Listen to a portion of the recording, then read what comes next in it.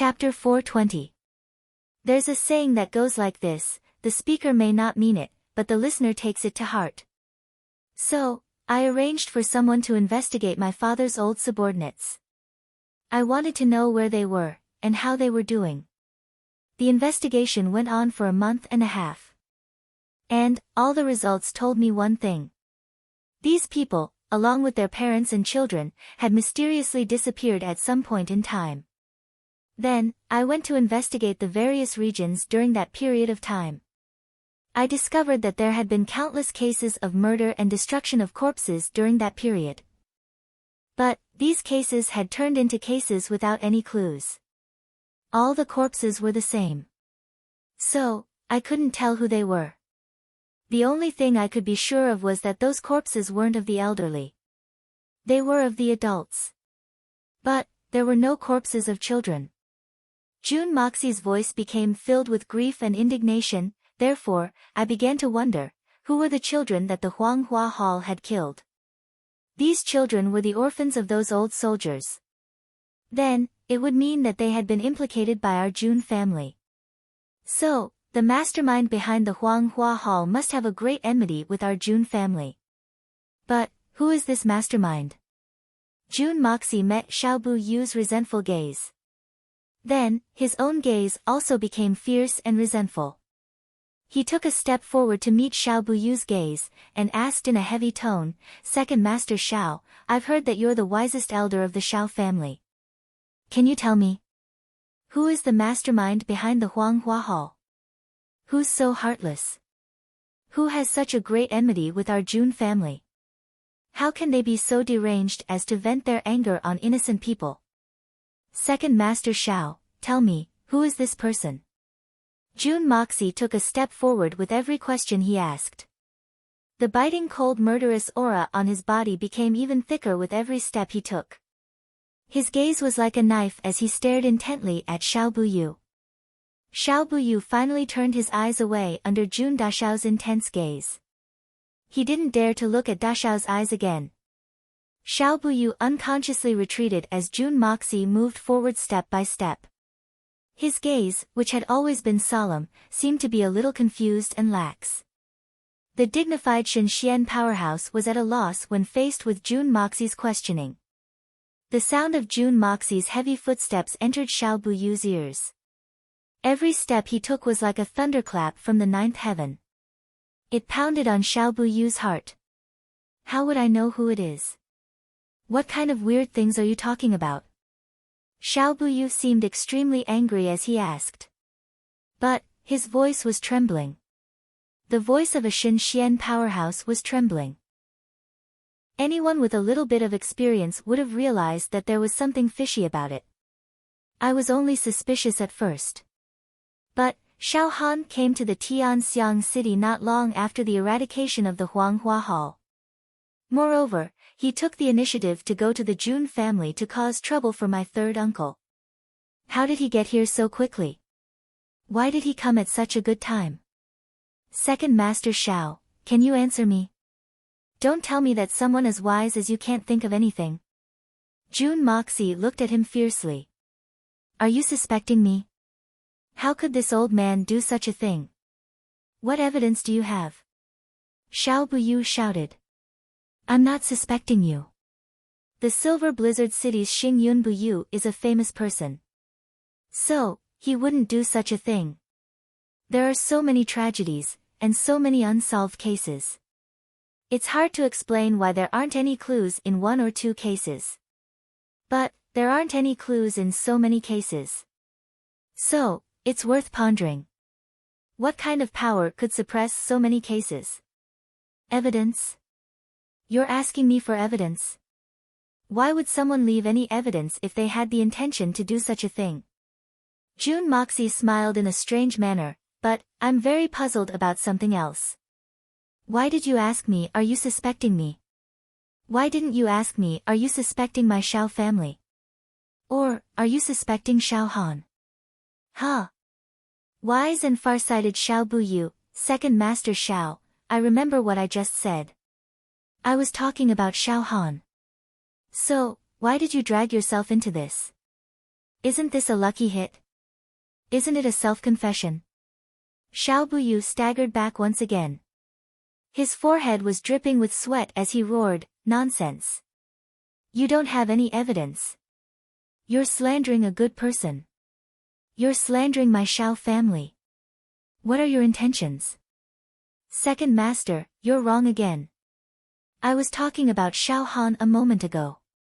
But, you're saying that I'm slandering your Xiao family? What do you mean? Do you think that Xiao Han can represent the entire Xiao family?" Jun Moxie pressed forward step by step. He was taking advantage of the victory to pursue the attack. The sharp light in his eyes was becoming more and more intense. Up until now, Jun Moxie's methods had been effective step by step. Xiao Buyu's mind was in chaos. He no longer had the determination to fight the enemy to the death. First, he had tangled with Xiao Han. Then, he had used Solitary Eagle's hand to injure him. Then, he had abused Xiao Han. And, he had used that to open a gap in Xiao Buyu's mental defenses. Then, he had mentioned the tragic story of the Huanghua Hall. And, he had completely shattered Xiao Buyu's mental defenses. Jun Moxie, you're spewing venomous slander. Do you have proof that my Xiao family has any evidence? Your tongue is as sharp as a knife. But, you can't pin this crime on my Xiao family. Xiao Buyu's face was dripping with sweat. His facial muscles were contorting in a crazed manner. Evidence? I've said it more than once. I don't have any. I'm only suspicious. But, my suspicions are enough. Jun Moxie's gaze was as cold as a knife. Xiao Buyu, do you think that we need any bullshit evidence at this point? Under the heavens, who else could make the eldest prince willingly give up his side courtyard and not leak any information? Which force could suppress so many headless cases? And, which force has such a great enmity with my Jun family? Jun Moxie had lowered his voice when he had spoken the last sentence. Only a few people could hear him. Jun Wui's face had contorted in a strange manner. In fact, his contorted face had turned very sinister and frightening. These were only Jun Moxie's speculations. And, Jun Moxie had to admit that they were only speculations. But, these speculations were very reasonable. And, they were all pointing in the same direction. Jun Wui's tiger-like eyes were overflowing with tears. He wanted to grow a pair of wings, fly back to the capital, and settle down those pitiful children, did you know? I had received a commission from someone not long ago. And, I had taken her money. She had sworn to exterminate the Huanghua Hall. That helpless girl's face seemed to appear in Jun Moxie's mind. Then, her little brother's small body appeared in front of him. And, that half a copper coin was still in his bosom. That's my reward. I've accepted it. So, I'll see it through to the end. Jun Moxie's voice became ruthless. You can rest assured, Xiao Buyu. I won't kill a single member of the Xiao family. That's because I'll cripple your cultivation one by one. I'll cut off your tongues, ears, and noses. I'll knock out your teeth. I'll cut off the tendons of your hands and feet. I'll cut off your children's roots. And, I'll smash your spines. And, I'll put each and every one of you in a jar. And, I'll keep you alive until the day you die of old age. I'll make everyone in the world see that this is the fate of despicable villains. This is the fate of inhumane people. Are you satisfied with my arrangements? You dare. Xiao Buyu took 2 steps back. His eyes were scattered and helpless. Then, he roared again, you dare. But, everyone looked at him with disdain. Then, he realized that his voice had become very powerless. It didn't have the slightest effect on him. Xin Xian was a level 4 expert. He was the closest to the great master level. But, his mind had been thoroughly defeated by Jun Moxie. He hadn't participated in the Huanghua Hall's matter. But, that didn't mean that his conscience wasn't guilty. That was because Xiao Han was his grandson, Moreover, none of this would have happened if he hadn't supported Xiao Han's cold-blooded revenge. Everyone has a dark side in their hearts. It doesn't matter how deeply they hide it. It doesn't matter how well they hide it. It doesn't matter how despicable, shameless, refined, or hypocritical they are. But, they'll find it difficult to bear the consequences once they're exposed to the world. Xiao Buyu had collapsed. He didn't have the slightest bit of power to resist. The third, sixth, and ninth elders had different expressions on their faces. Some of them were ashamed. Some of them were resentful. The 7 swords of the Silver Blizzard City looked at them with disdain. They hadn't even dreamed that the Xiao family would commit such an inhumane and insane thing. Han Yen Meng had also woken up from her coma. She had heard this shocking news. Her delicate body couldn't help but tremble. She looked at the Xiao family with eyes full of disgust and hatred. Anyone with a little bit of conscience would not remain indifferent after hearing about such an unparalleled and cruel thing. Jun Moxie had interrogated them step by step. Then, they had seen Xiao Buyu's reaction. In fact, they would have been better off dead if they hadn't figured out the clues. Xiao Buyu, how did your Xiao family infiltrate our million-strong army? You must know. Tell me. Everyone was lost in their own thoughts, and Xiao Buyu was a little absent-minded when Jun Moxie suddenly roared like thunder. Who's the traitor? He shouted again. This roar had concentrated all of Jun Moxie's spiritual power. He had mobilized all of his pure spiritual power. His voice was so loud that it sounded like a lion's roar. It shook the surrounding torches, causing them to flicker a few times. Everyone felt their hearts tremble. Some of the weaker ones felt their minds go fuzzy. And, the events of the past came flooding back to them. Chapter 421. The first update of today's outbreak has arrived. This is the 11th time this month. Jun Moxie's loud shout came from the heavens amidst the silence. And, it seemed as if a thunderclap had struck Xiao Buyu's shaky heart like a thunderclap. Jun Moxie would have asked Xiao Buyu about the Huanghua Hall. And, Xiao Buyu would have subconsciously resisted with all his might if he'd asked about it. Xiao Buyu's mind would have collapsed, but he would have recovered very quickly if he had been at the level of Shenxian. Therefore, he would have lost the opportunity that had appeared with great difficulty. However, Jun Moxie had used one matter to strike into the abyss of Xiao Buyu's heart. Then, he had used another matter to strike his heart again. He had been caught off guard. Xiao Buyu's mind was in chaos. He muttered, "Traitors." Jun Moxie's voice changed. It became strangely gentle and amiable. It was full of magnetism.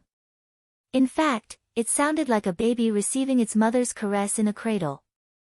But, it was also full of penetrating spirit. His eyes suddenly emitted a strange light as he looked into Xiao Buyu's eyes. He then slowly said, "The people who led you into the Jun family's camp? The people who helped you assassinate Jun Wuhui and Jun Wu Meng. Who are they? Whose people are they?" Xiao Buyu's powerless eyes suddenly met Jun Moxie's. Their eyes struggled fiercely. But, it seemed as if their eyes had fused together. In fact, they couldn't be separated anymore. Xiao Buyu's eyelids suddenly drooped after a long time. He was at a loss when he opened them again. "These people. I heard that they were masked men dressed in red." Xiao Buyu's expression suddenly became very relaxed.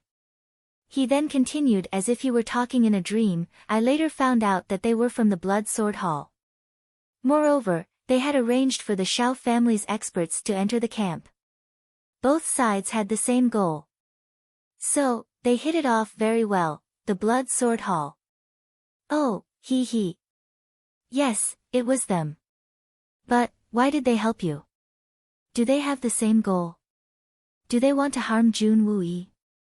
Or perhaps the entire Jun family? Or, is there someone else behind them directing them?" Blood Sword Hall.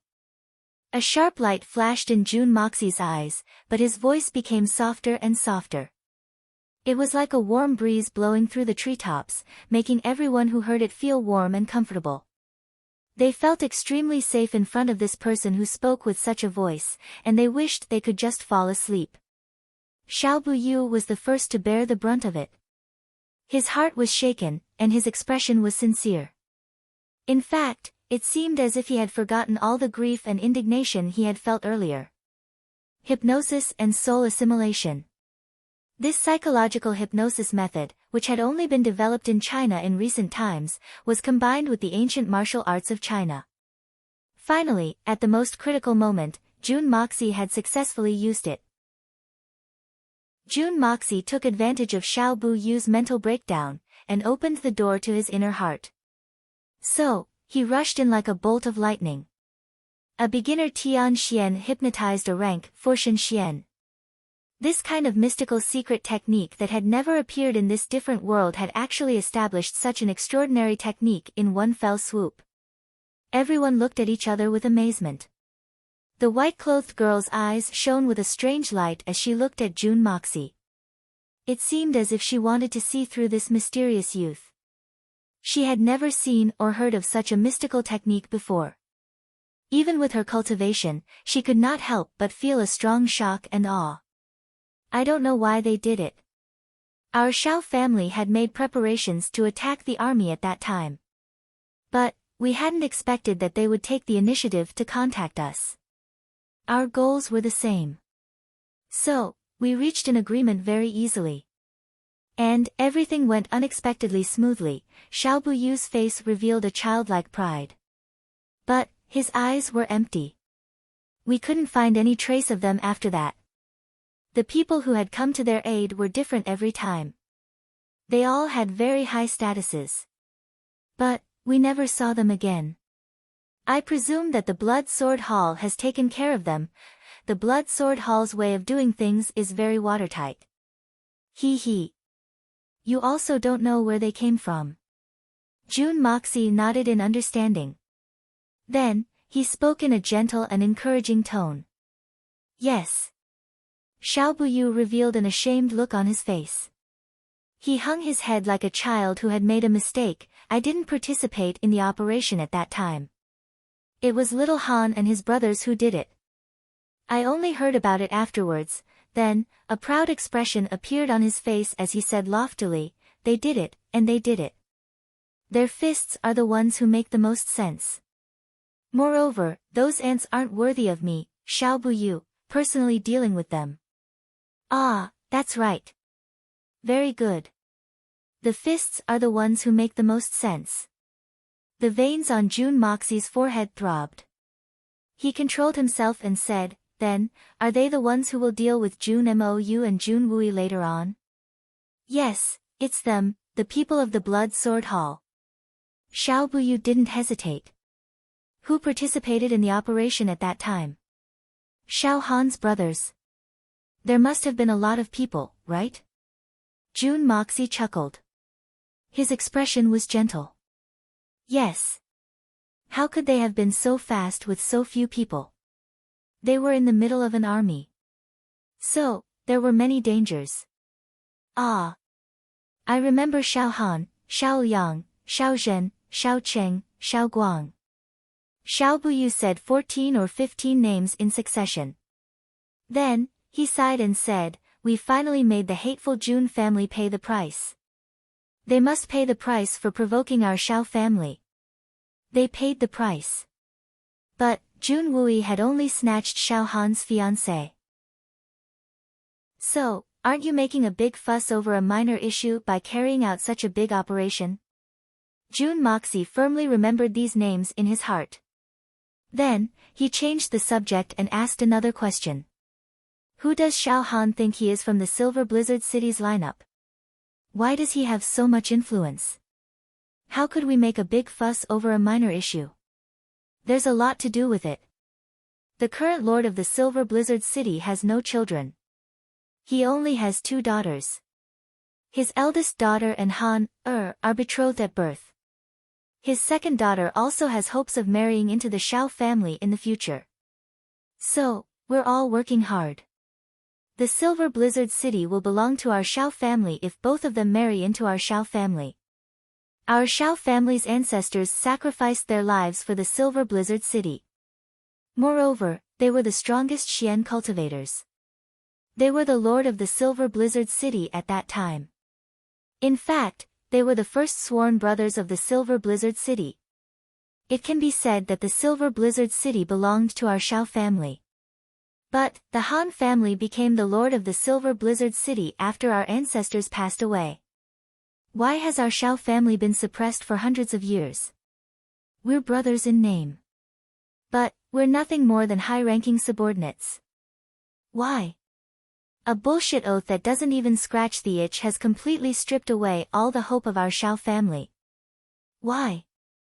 Xiao Buyu's face suddenly turned malevolent. That damn Jun Wui has interfered when our plan was about to succeed. He's ruined our plan. Our Shao family has been waiting for this opportunity for hundreds of years. But, that damn Jun Wui has ruined it. That damn Jun Wui. Damn Jun Wui. They must pay the price. Whoever dares to obstruct our Shao family's plan must be exterminated. Xiao Buyu cursed bitterly. When this shocking news came out, it was like an earth-shattering explosion. The people of the Silver Blizzard City were frightened. The remaining 3rd, 5th, 6th, 8th, and 9th elders were also divided into 2 camps. They were still intimidated by the hidden aura. So, they didn't dare to move. But, their expressions and their eyes had clearly revealed their fear. It was clear that the 6th, 8th, and 9th elders were panicking. Their eyes were filled with extreme fear. There was no doubt that these 3 elders were from the Shao family. However, the 3rd elder and the 5th elder's faces were filled with indignation. In fact, they were on the verge of cursing out loud. These 2 were from the Han family's side. However, Han Yen Meng was the one who had suffered the most. Her pretty eyes were wide open. She couldn't believe her ears. She had never imagined that the Shao family's amiable grandfathers and uncles would be plotting against her own family. Jun Moxie secretly swept his eyes around. Then, he continued to ask, the Shao family is indeed farsighted. Their arrangements are exquisite. But, don't tell me that the Han family doesn't have any male descendants. The city lord doesn't have a son. But, he should have a brother, right? Don't tell me that his brother doesn't have a son. Does he have to pass it on to the Shao family? This is wishful thinking on our part. Hee hee. We've been planning to take over the Shao family's nest. So, we've been thinking about this for a long time. Xiao Buyu smiled proudly and said, we've been planning things since the birth of the city lord's 2nd daughter. The other brothers of the city lord have either become crippled in some accident, or they've left the central command.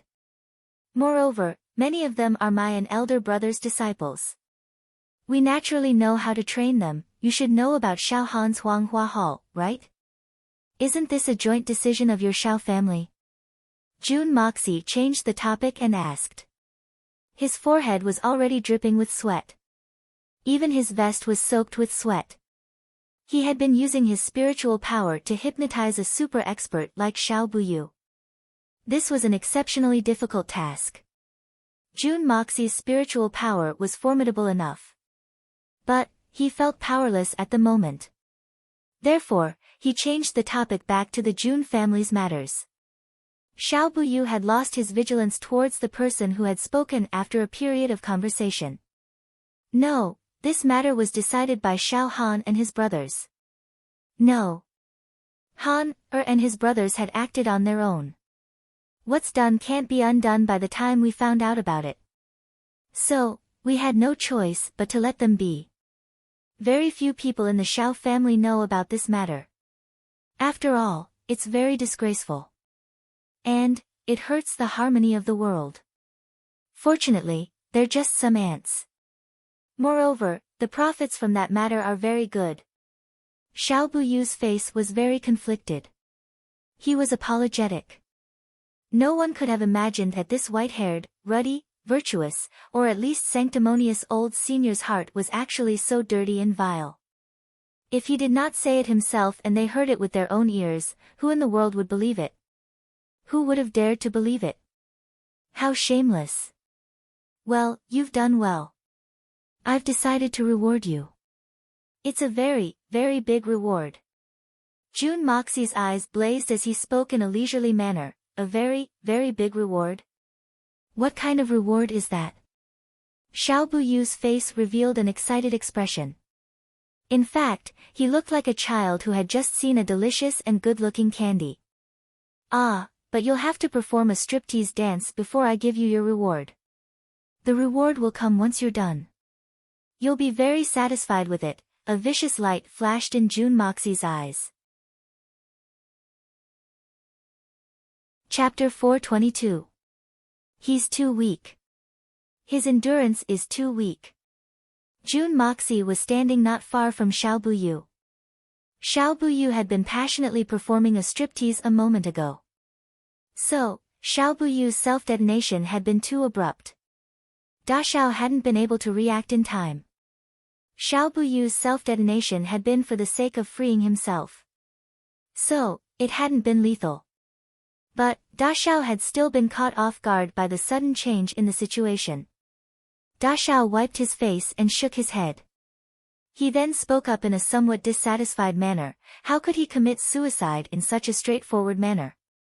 He's the most powerful person under the Great Master level. He can't even bear this much. I haven't even used my methods yet.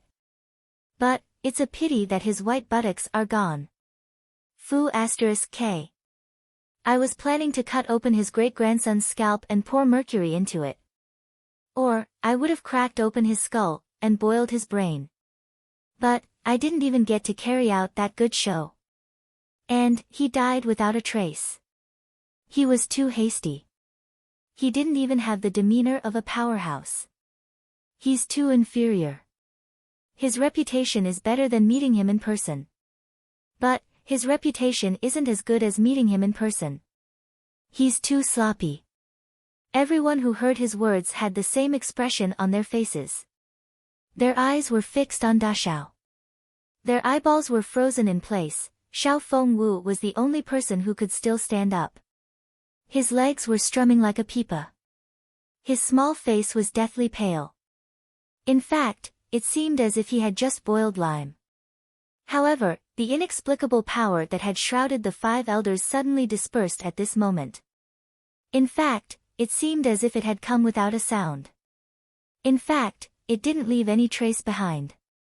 The five elders regained their mobility at the same time.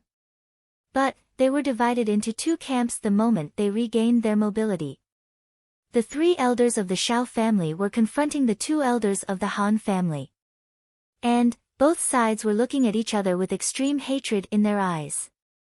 Only the three elders of the Xiao clan had a hint of shame in their eyes, but not much. The five of them were basically in the same state. They were all sweating profusely under the enormous pressure and their clothes were drenched in sweat. Their faces were also extremely tired. It was obvious that they had exhausted all their strength when resisting the powerful force and could no longer hold on.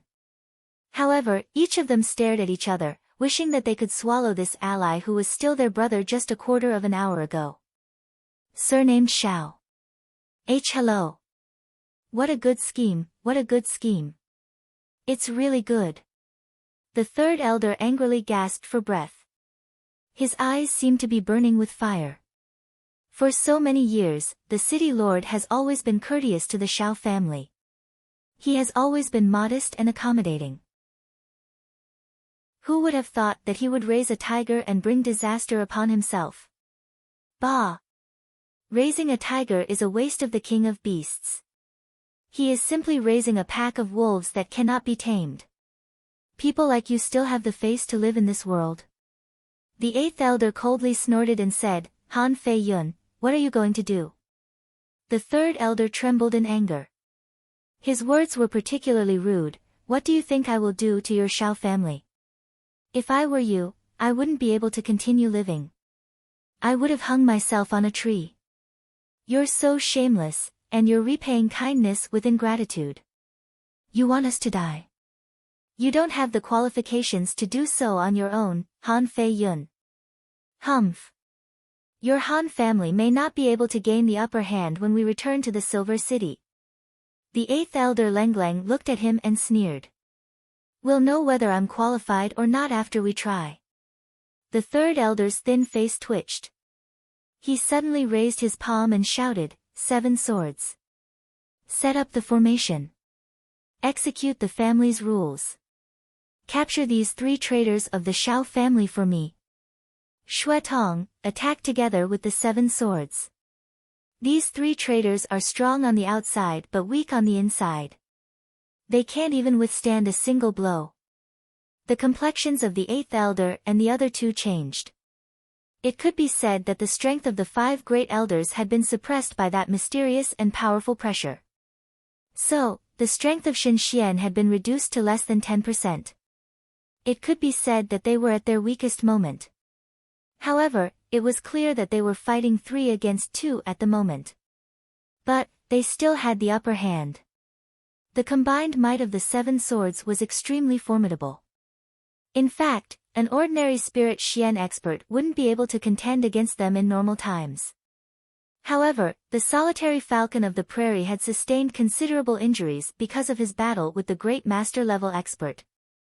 So, the 7 swords might not be able to take down the 3 elders of the Shao family. However, the Han family still had a middle-level expert, Tian Xian Mu Shuetong, whose strength hadn't been damaged. Mu Shuetong's strength was comparable to that of Tian Xian's. However, he wouldn't have been able to enter the eyes of a powerful expert like Shen Xian. However, things had changed with the passage of time. Mu Shuetong's insignificant character had now become a decisive trump card. Could it be that Mu Shuetong would be the one to end the internal strife of the Silver City? Suddenly, an unusually calm and unhurried voice sounded, "It's hard to say whether I'm qualified or not. It seems that I have the final say here. The life and death of the Shao family isn't up to them. But, it's not up to the Han family to decide." To be able to speak in such a leisurely manner in such a situation, there was no one else but young Master Jun. Da Xiao's body floated up as he spoke. Then, he suddenly disappeared from the sky, and appeared in front of Xiao Fengwu in a flash. Then, he stretched out his hand, and grabbed Xiao Fengwu's neck. Then, he retreated at an extremely fast speed, and left behind only a series of afterimages of him clutching Xiao Fengwu's neck. Then, Da Xiao returned to his original position. The only difference was that he was carrying a person in his hand. Xiao Fengwu had been scared stiff by the events that had transpired a moment ago. So, he couldn't even think of resisting when he saw Jun Moxie appear in front of him like a ghost. The 6th, 8th, and 9th elders became anxious when they saw Jun Moxie clutching Xiao Fengwu's neck like a chicken waiting to be slaughtered. They couldn't care less about their weak bodies. So, they stepped forward at the same time. Jun Moxie, every injustice has its perpetrator, and every debt has its debtor. Xiao Fengwu hasn't offended your Jun family. So, don't try to bully the weak and implicate the innocent. It was no wonder that the 3 Shao elders were so anxious. After all, the Han family didn't have many male descendants. But, the Shao family didn't have many male descendants. But, there weren't many of them besides Xiao Fengwu. And, Xiao Fengwu's aptitude was the best among the Shao family's younger generation. How am I bullying the weak? This young master isn't even 17 years old. And, your young master Xiao is almost 20 years old, right? Every injustice has its perpetrator, and every debt has its debtor. How can someone from your Shao family say such a thing? Don't you always believe in venting your anger on others? Don't you like to follow your heart and do whatever you want? Don't tell me that Xiao Buyu made up everything he said. And, you didn't even know about it. I'll go to hell with your grandpas. Jun Moxie used his free hand to pick his ear. He couldn't believe his ears as he cursed. Suddenly, a hissing sound echoed from all around as he spoke. And, the 7 swords of the Silver City sneered. Your Shao family has caused millions of people to lose their homes because of your personal grievances. And hundreds of thousands of people have died because of you. And that's not the end of it. You've harmed countless children. And you still have the face to say that every injustice has its perpetrator. Perhaps anyone would have the right to say such a thing. But only the Shao family could say such a thing. Jun Moxie looked at them coldly. He was calm, but his eyes were brimming with a murderous aura. Then, he slowly said, I had promised Xiao Buyu that I wouldn't let anyone from the Shao family off. A man can't live without his word. And this young master isn't one to break his promise. So, I'll keep my word. I won't give up my promise even if it's to a dead man. The sixth elder trembled in anger as he heard Da Xiao's mockery. He struggled to breathe, and then pounced forward with a loud shout. Jun Moxie sneered. Xiao Fengwu screamed like a pig being slaughtered. His left shoulder had been crushed by Jun Moxie. No, don't kill me. Don't cut my scalp and pour mercury into it. I beg you. I beg you. Grandpa Jun. Ancestor Jun. Xiao Fengwu suddenly begged for mercy as he was in severe pain. The more he spoke, the more scared he became. Then, he started to wail loudly.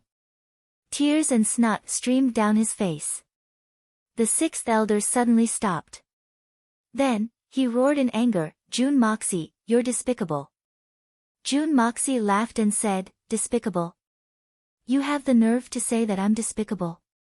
Didn't you think that you were despicable when you slaughtered tens of thousands of innocent people? Didn't you think that you were despicable when you crippled the descendants of those loyal officials and generals? How come you're despicable when it's your family's turn to suffer? What I've done today is no better than your Shao family's.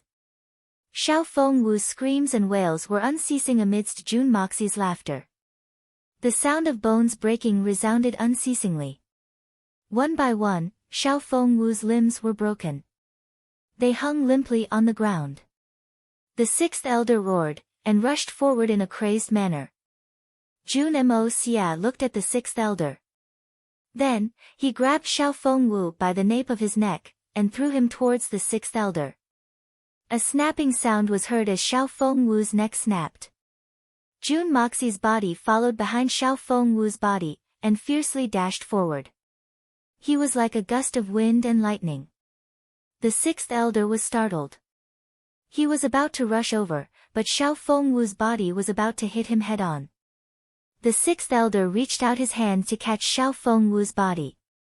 But, he heard a whistling sound as Jun Mo Xia caught up to him. The sixth elder had seen Jun Moxie's fight with Xiao Buyu. So, how could he not know that Jun Moxie's agility was like that of a ghost? Moreover, his own strength was far weaker than usual.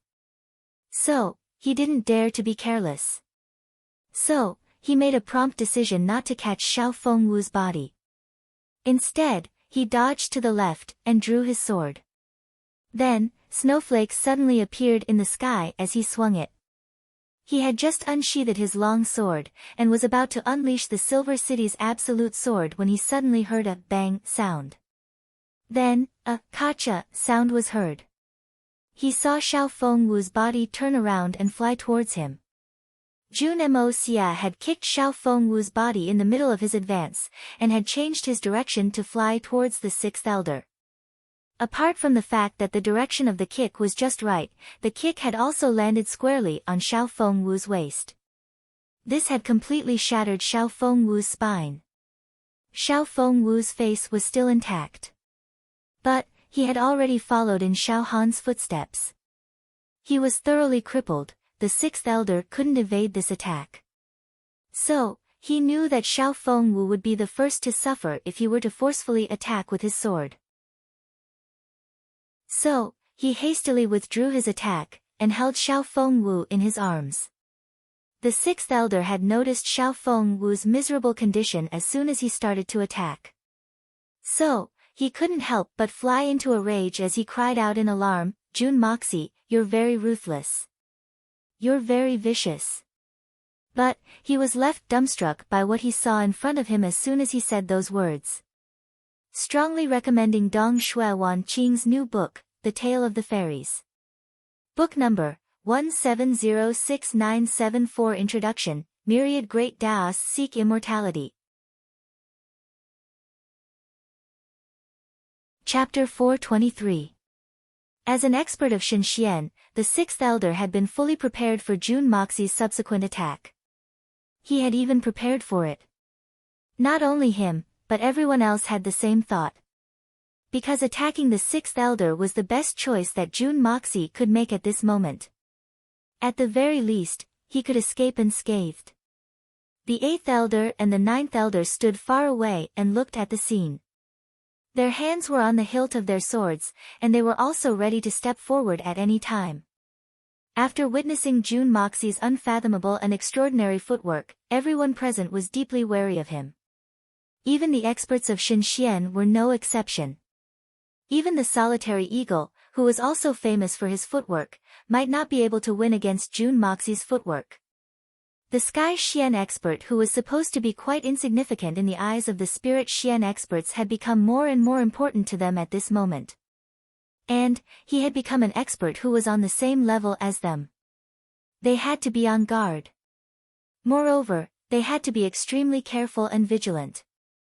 However, at this moment, everyone's eyes clearly saw that Jun Moxi's body was sticking closely to Xiao Fengwu's back.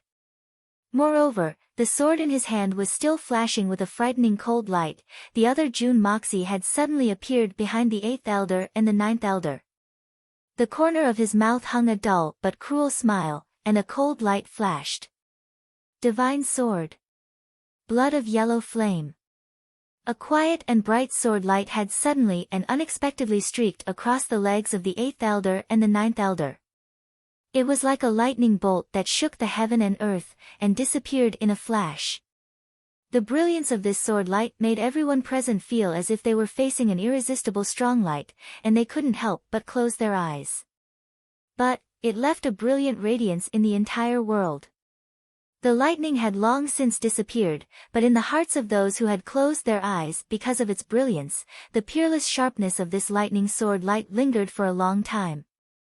Then, Jun Moxi stood up like a crane soaring through the 9 heavens, a dragon soaring into the sky.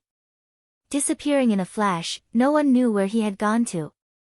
The eighth elder and the ninth elder felt a chill in their hearts. They had a vague feeling that something bad had happened. On the other side, the young lady in white also raised her head in puzzlement. She pondered for a moment because even with her cultivation, she couldn't detect where Jun Moxi went after releasing the sword light. It was as if he had suddenly disappeared from the world. There was no trace at all, not even his spiritual consciousness. What was going on? He once again used this extremely profound movement technique, but I still couldn't grasp any information from it. This was no longer like a Xian skill of the human world. It was simply an immortal skill or a divine skill.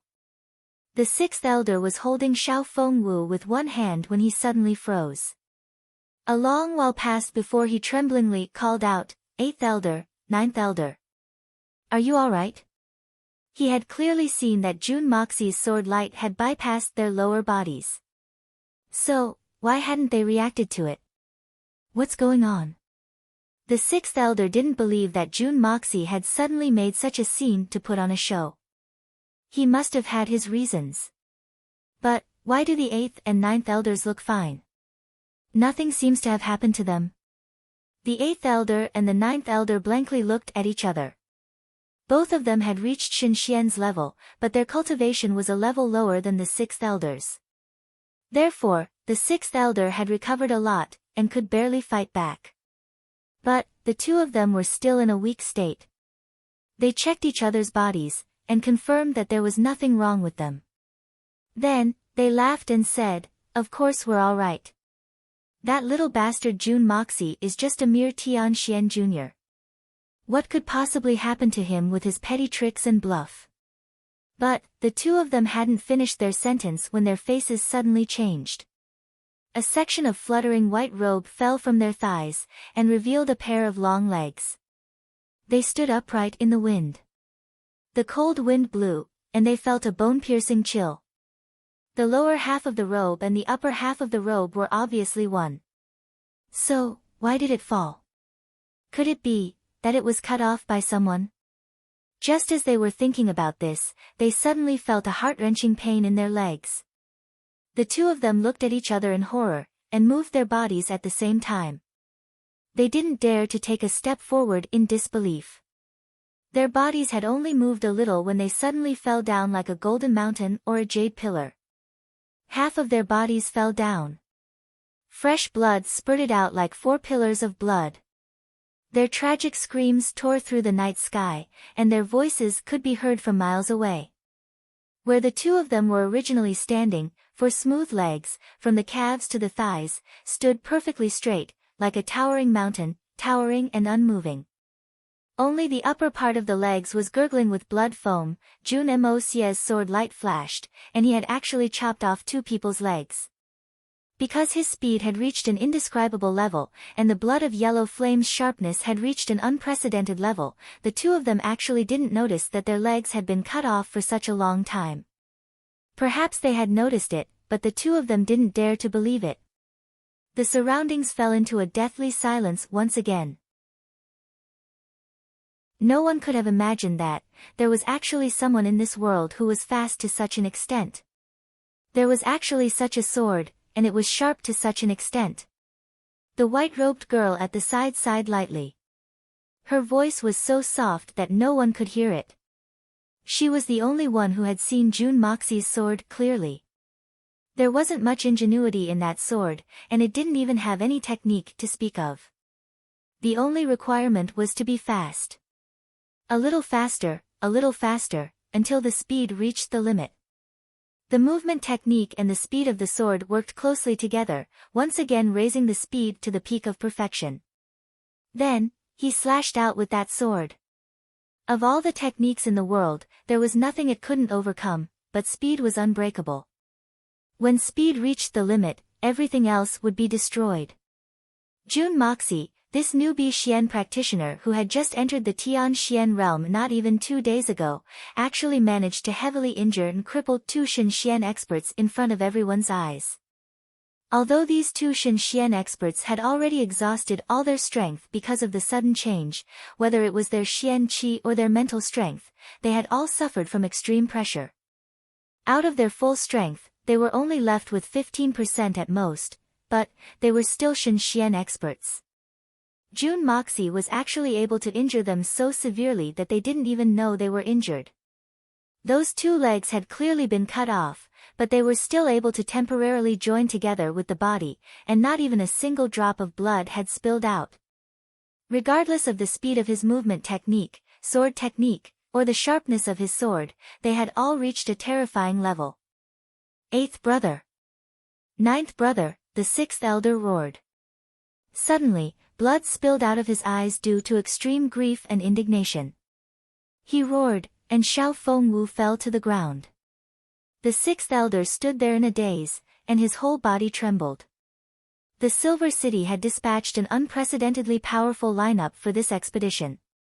Xiao Buyu was the strongest person under the Great Master level, and had personally led the troops. 4 of the Xiao family's elders had been dispatched, and 2 of the Han family's elders had also been dispatched. So, a total of 6 Shen Xian experts had been dispatched at the same time. Moreover, the 7 swords of the Silver City could rival the 7 great swords of the Great Masters if they joined hands. Moreover, the 2 Tian Xian experts, Xiao Han and Mu Shuetong, such a force would have caused a sensation wherever they went. Who wouldn't dare to look them in the eye? However, such a formidable force had inexplicably suffered repeated blows. In fact, they had even suffered a devastating blow before they could retreat. The Xiao family's entire army had been annihilated. And, the cause of this was Xiao Han's challenge to Jun Wui. It was a trivial matter. Everyone had thought that the solitary eagle of the Jun family couldn't be underestimated. But, they had 6 Shen Xian experts and the 7 swords. So, they were much stronger than solitary eagle. Even if Jun Wui had spared no expense to employ the tactic of numbers, they would have still been able to escape if they wanted to.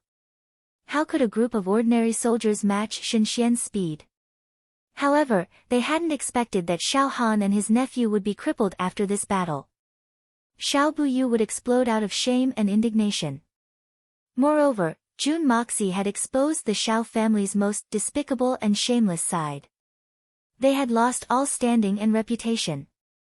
Only the sixth elder was left. It could be said that he was besieged on all sides. The Jun family wasn't the only one who wanted to deal with him. Even his own companions wanted to deal with him. I hate this. Why did a mysterious and powerful person appear at this critical juncture? And, why did he imprison all 5 of us? How could the Jun family be a match for the 5 elders of Shen Xian and Xiao Buyu if that wasn't the case? The sixth elder looked around in grief and indignation. He saw countless pairs of eyes glaring at him like a tiger watching its prey. Then, he sighed, and suddenly thrust his sword into Xiao Fengwu's throat. I would rather lose my life than accept this endless humiliation. There's no hope for us today. So, I'll only face a greater tragedy if I try to hold on. I won't have the opportunity to escape. My 2 brothers' legs have been broken. So, they can't be any more crippled. The only thing I can do is to give them a quick death. Then, I'll commit suicide, and everyone else will die together. Ancestor, this child is incompetent. The sixth elder looked up to the sky, and cried bitterly. His eyes were streaming with tears as he condensed a sword light from his sword. Then, he hacked at the 8th and 9th elders on the ground. However, he was in a trance. So, he didn't even notice that Jun Moxie had appeared behind him. The 6th elder's chest flashed with a puff sound. Then, the tip of the sword disappeared, and an arrow of blood sprayed out. That sword had destroyed the 6th elder's bodily functions in an instant. The 6th elder's eyes bulged out as he tried to stand up. But, the sword light hadn't even reached halfway when it scattered. Then, it fell to the ground with a clang sound. His body swayed twice, and the light in his eyes dimmed and scattered. Then, he fell to the ground, and twitched twice. Clang! The divine sword returned to its scabbard, and issued a clear sound of satisfaction. It seemed as if it had eaten its fill in this first battle. The blood of 4 Shen Xians and 1 Tian Xians. The blood of 5 despicable villains was the first sacrifice for the divine sword, blood of yellow flame. Such a result was astounding. It was hard to believe. In fact, it was hard to believe even though they had witnessed it with their own eyes. Jun Moxie stood calmly. He looked at the 2 elders and the 7 swordsmen from the Silver Blizzard City. His face was expressionless as he slowly said, today's matter was a personal grudge between the Xiao and Jun families. But, the grudge has been settled. Does anyone have anything else to say? Chapter 424. Today, I went home and had a big drink with my dad. I drank 3 bottles of beer and a can of Sprite. I'm feeling a little dizzy. I'll say again that today's 2nd chapter will be completed. But tomorrow's 4th chapter may or may not be completed in the wee hours of the morning. So, don't wait. If it's not completed in the wee hours of the morning, then it will be completed in the afternoon. I'm not asking for leave. I'm just informing you. Thank you, ladies. I'll kiss you one by one. I'll leave you to cool off. Jun Moxie stood there calmly. He looked at the 2 elders and the 7 swordsmen of the Silver Blizzard City. His face was expressionless as he slowly said, today's matter is a personal grudge between the Xiao and the Jun family. But, the grudge has been settled. Does anyone have anything else to say? What else can we say? You've killed and crippled people. You've gone to extremes. And now, you're asking us what we have to say. You're vicious and merciless. You have that mysterious expert behind you. What else can we say? Moreover, We have nothing to say. This has become a personal grudge between the Xiao and the Jun family. Moreover, the Xiao family has become the common enemy of both the Silver Blizzard City and the Jun family. How could this matter be resolved? It's simply unimaginable. The 10 people looked at each other in dismay. None of them opened their mouths to speak. Well, we've settled our personal grudges. But, we've also lost face for the Silver Blizzard City. I'm deeply sorry for this, Jun Moxie sighed and said with a heavy expression. You've lost face for the Silver Blizzard City now. Why did you come earlier? You didn't think that the Silver Blizzard City's face would be affected when you asked the Great Elder to strip dance, right? Xiao Buyu is a traitor to the Silver Blizzard City. But, who doesn't know that the Xiao family belongs to the Silver Blizzard City? Then, Jun Moxie changed the topic. However, I want everyone to be clear about one thing. The reason why I apologize to the Silver Blizzard City is because of my aunt. It's not because of the Silver Blizzard City. After all, the Xiao family's biggest plot against the Silver Blizzard City has been uncovered. This young master feels that this is a good thing for your Silver City, or at least for your Han family. It was a good thing, but it seemed that the Grand Silver Blizzard City couldn't even compare to the eldest Mississippi. Forget it, the situation was better than the person. Now that things have come to this, I'm not trying to show off. Ha, everyone can see that if I hadn't used my remarkable methods today, I wouldn't have been able to find out that the Xiao family had such evil intentions in the Silver City. Ha, I'm afraid that the Silver City's future will be bleak if this continues. However, I'm a kind-hearted person. I won't take things too far. Jun Moxie's voice changed again. He heaved a long sigh and said, as the saying goes, who wouldn't be stabbed in the martial world? It wasn't easy for everyone. As the ancients said, let go when you have to, and forgive when you can. Saving a life is better than building a 7-storied pagoda. Lay down the butcher's knife and become a Buddha immediately. Ba. But, you've pushed me too far. So, there's no need to endure anymore. Good, good, good. The 7 swords of the Silver City weren't the only ones whose eyebrows twitched as soon as these words were spoken. Even the solitary eagle and the soldiers who were watching the battle were left dumbstruck.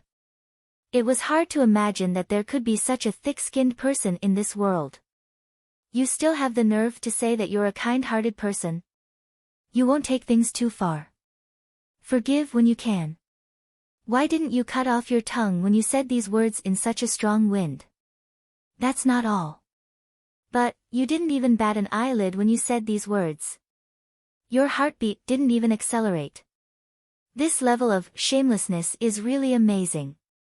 How can we not be convinced? The hatred between the Xiao family and my Jun family is higher than the sky, and deeper than the sea. But, I'm a kind-hearted person who doesn't wish to be stained with blood even though there's such a huge hatred between us. I mean, didn't I spare the culprit Xiao Han's life? Everyone has seen this with their own eyes. So, you should know that I'm not lying. You're not lying. But, it's better to kill him than to do this good deed. Those murderous villains are like pure virgins when compared to a good person like you. The 7 swords felt their teeth turn sour, and their stomachs twitch. You see, I wouldn't have killed the 6th elder if I hadn't saved the 8th and 9th elders' lives. And, the 2nd master Xiao Buyu had committed suicide. So, I had invited him to dance for entertainment, and for everyone to have some fun. Moreover, he had also exercised his body. It was the best of both worlds. You see, he's already so old. So, how could he not be magnanimous? That's right. Xiao Fengwu was also killed by the 6th elder. I had kindly delivered him to the 6th elder's hands because I thought that they were family. But, I hadn't expected that the 6th elder would find his own grandson displeasing to the eye. So, he killed him as soon as he was delivered. That was a very quick and decisive move. I didn't have the time to rescue him. So, I'm very ashamed. Everyone knows that I'm a good person. But, I'm too soft-hearted. I bear all my problems by myself. I'm afraid of hurting the lives of ants when I sweep the floor, and I cherish the lives of moths. But, you must know that life is made of flesh and blood. It's not easy to grow up, blurg. Solitary Eagle turned around and vomited. The surrounding soldiers followed suit, and vomited all over the ground. This is too shameless. Too disgusting. Too outrageous. Such a shameless person is rarely seen in the world. Now, I'm begging you to take the three of them back to the Silver City.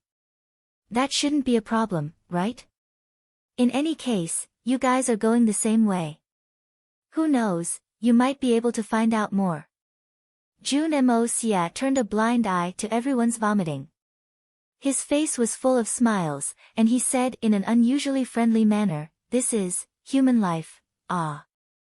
The Silver City's 7 swords and the third elder's 5th elder quickly left with Xiao Han and the other 2 crippled men after Jun Moxie had finished speaking. It was a great blessing to be able to leave this little demon's side as soon as possible. This is too disgusting. Mu Shuatong cupped his hands in obeisance towards Jun Wui before he left. He wanted to say something, but he didn't. It was worth mentioning that the little princess, Han Yen Meng, couldn't wait to run away. She had looked at Jun Moxie as if she was looking at a demon before she left. She was afraid that this demon would devour her skin and bones if she stayed any longer. Mo Xie. Jun Wui's eyes turned red as he grabbed Jun Moxie's hand. He looked emotional. "What you're saying, is it true?" "What is true?" Jun Moxie was somewhat puzzled. "It's about those kids from the Hall of Hell. Are you really their descendants? Are you the descendants of my brothers?" Jun Wui's eyes flickered with tears as he spoke in a hoarse voice. The first thing this blood general thought of when he got his revenge was his brother's descendant. He was hoping that Jun Moxie would tell him that the answer was no. Jun Wui didn't know how he would face such a cruel matter if it was true. "I'm not lying. Most of it should be true." Jun Moxie understood. His expression became heavy as he said, "Third uncle, please be at ease. I've reinvestigated and resettled them after I've found out about this. Currently, their lives are much better. Moreover, I have already arranged for people to help them recover. Some of them have already recovered. Apart from that, I have also asked my master to concoct some miraculous medicine that can help them recover." Jun Moxie had no choice but to raise the flag in order to reassure Jun Wui. Jun Wui had always been a sentimental person. If this matter couldn't be handled properly, then he would feel sad when he saw these orphans again even if he reunited with Han Yenyao in the future. In fact, this matter might even become a huge gap between Jun Wui and Han Yenyao. Both of them would be deeply in love with each other. But, they would regret it for the rest of their lives. Such a matter wasn't impossible with Jun Wui's character. In fact, it was highly possible. The situation had gradually become clear. It would be a pity if this matter led to the birth of another tragedy. Therefore, Jun Moxie had gritted his teeth and made such an illusory promise. He had pushed everything to his master. Even if this matter didn't work out in the end, it would still give Jun Wui hope, just like the illusory hope he had before his legs had recovered. Besides, this matter wasn't necessarily impossible with the upgrade of Jun Moxie's Hungjun Pagoda. That's good. That's good. With that senior's help, I believe there won't be any problems. Jun Wui was somewhat excited. He raised his eyebrows and said heavily, "If I can't take good care of them, how can I face my old brothers in the future?" Jun Moxie's heart sank again. Ever since he had heard that those children were related to the hatred between the Jun and Xiao family, Jun Wui's mood had been somewhat strange. This was definitely not a good sign. "Third uncle, those little fellows and I are still counting on you," Jun Moxie reminded. Jun Wui's tiger eyes were filled with tears. He looked at him with an unusually complicated expression. Suddenly, he smiled heavily and patted his shoulder. But, he didn't say anything and just walked away by himself. His back view was unusually lonely and unusually bleak. This matter was bound to be a knot in Jun Wui's heart. Jun Moxie sighed. The bugle horn sounded and the soldiers quickly returned to their positions. With another order, Jun Wui once again passed down a gag order. Solitary Eagle looked at Jun Moxie and suddenly approached him slowly. He said, "Mos, what you've done this time is a little rash. Although your strength is high, you've exposed it a little too early." During this period of time, Solitary Eagle had already gotten used to thinking from the Jun family's point of view. Too early? Jun Moxie looked at him with interest.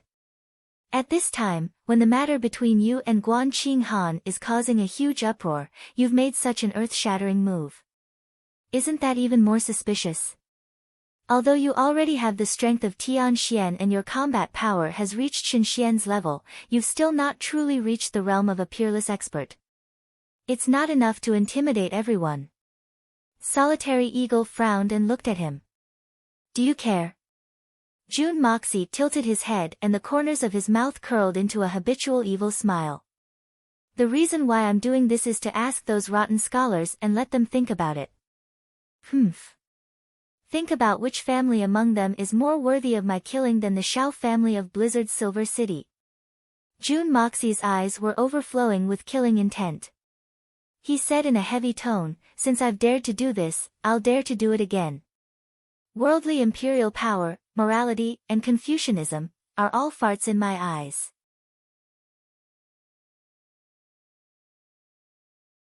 Chapter 425. Today's second update has arrived. I'm dizzy. I've only written 1,000 more words. I'm going to sleep. Tomorrow will be the 4th watch in the afternoon. The Silver Blizzard City's people had all left, and this matter had come to an end. Jun Wuyi had originally been in a good mood after beating his enemy. But then, he unexpectedly found out about a hidden secret that was difficult to accept. And, his originally lively heart seemed to have been shrouded in a layer of lingering haze. However, the third master was still the commander of the army. He adjusted his mood, and returned to the army to take command. After all, the army had been thrown into disorder because of the battle. So, the army had to be readjusted as soon as possible. Solitary Eagle and Da Shao didn't immediately return to the army. Solitary Eagle had challenged the 7 swords of the Silver City by himself. And, he had borrowed the strength of the 7 swords to perfect his soaring eagle technique. That battle had been very beneficial to Solitary Eagle since he had been crazily obsessed with martial arts. He had suffered a small loss when he had faced the combined attack of the 7 swords and Xiao Buyu. But, the overall benefits still outweighed the disadvantages. Solitary Eagle had always done things his own way. So, he simply sat down to meditate since everything was over. He adjusted his breathing, and digested what he had gained from the battle. Da Shao was the same. Da Shao had only been in this world for about half a year. He had fought many times before, but they couldn't be considered as real battles. Only the battle with Xiao Buyu could be considered as a real life or death battle. That battle had seemed simple. But, it had great significance for Jun Moxie. The Xian techniques of his previous life had almost merged into one in that battle. Solitary Eagle sat down to digest what he had gained. And, the army also needed some time to readjust. Da Shao also sat down to accompany them for a while. Not much time had passed since a messenger had informed them that it was getting late. So, they had to set up camp. Da Shao and Solitary Eagle's readjustment had also come to an end. Please wait a moment. You're leaving. What are we going to do? Jun Moxie and Solitary Eagle had just gotten up and were about to return when they heard a delicate and timid voice. The two of them turned around in astonishment. Only then did they remember that there were 2 other women in the tea house where the Silver City was located. When they first arrived, they seemed to be in some sort of dispute with the Shao family. Hearing the voice, the young master, Senior Eagle, and Senior Eagle were both taken aback. A green-clothed young girl was standing not far away from the two of them. Her small hands were twisting the hem of her clothes with all her might. Her tanned little face was not beautiful at all.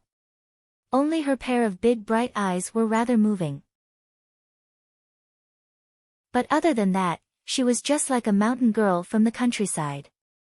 Moreover, she was the kind of little girl that was somewhat ugly. Jun Moxie felt that he had never seen this woman before, but for some reason, he felt a sense of familiarity in his heart.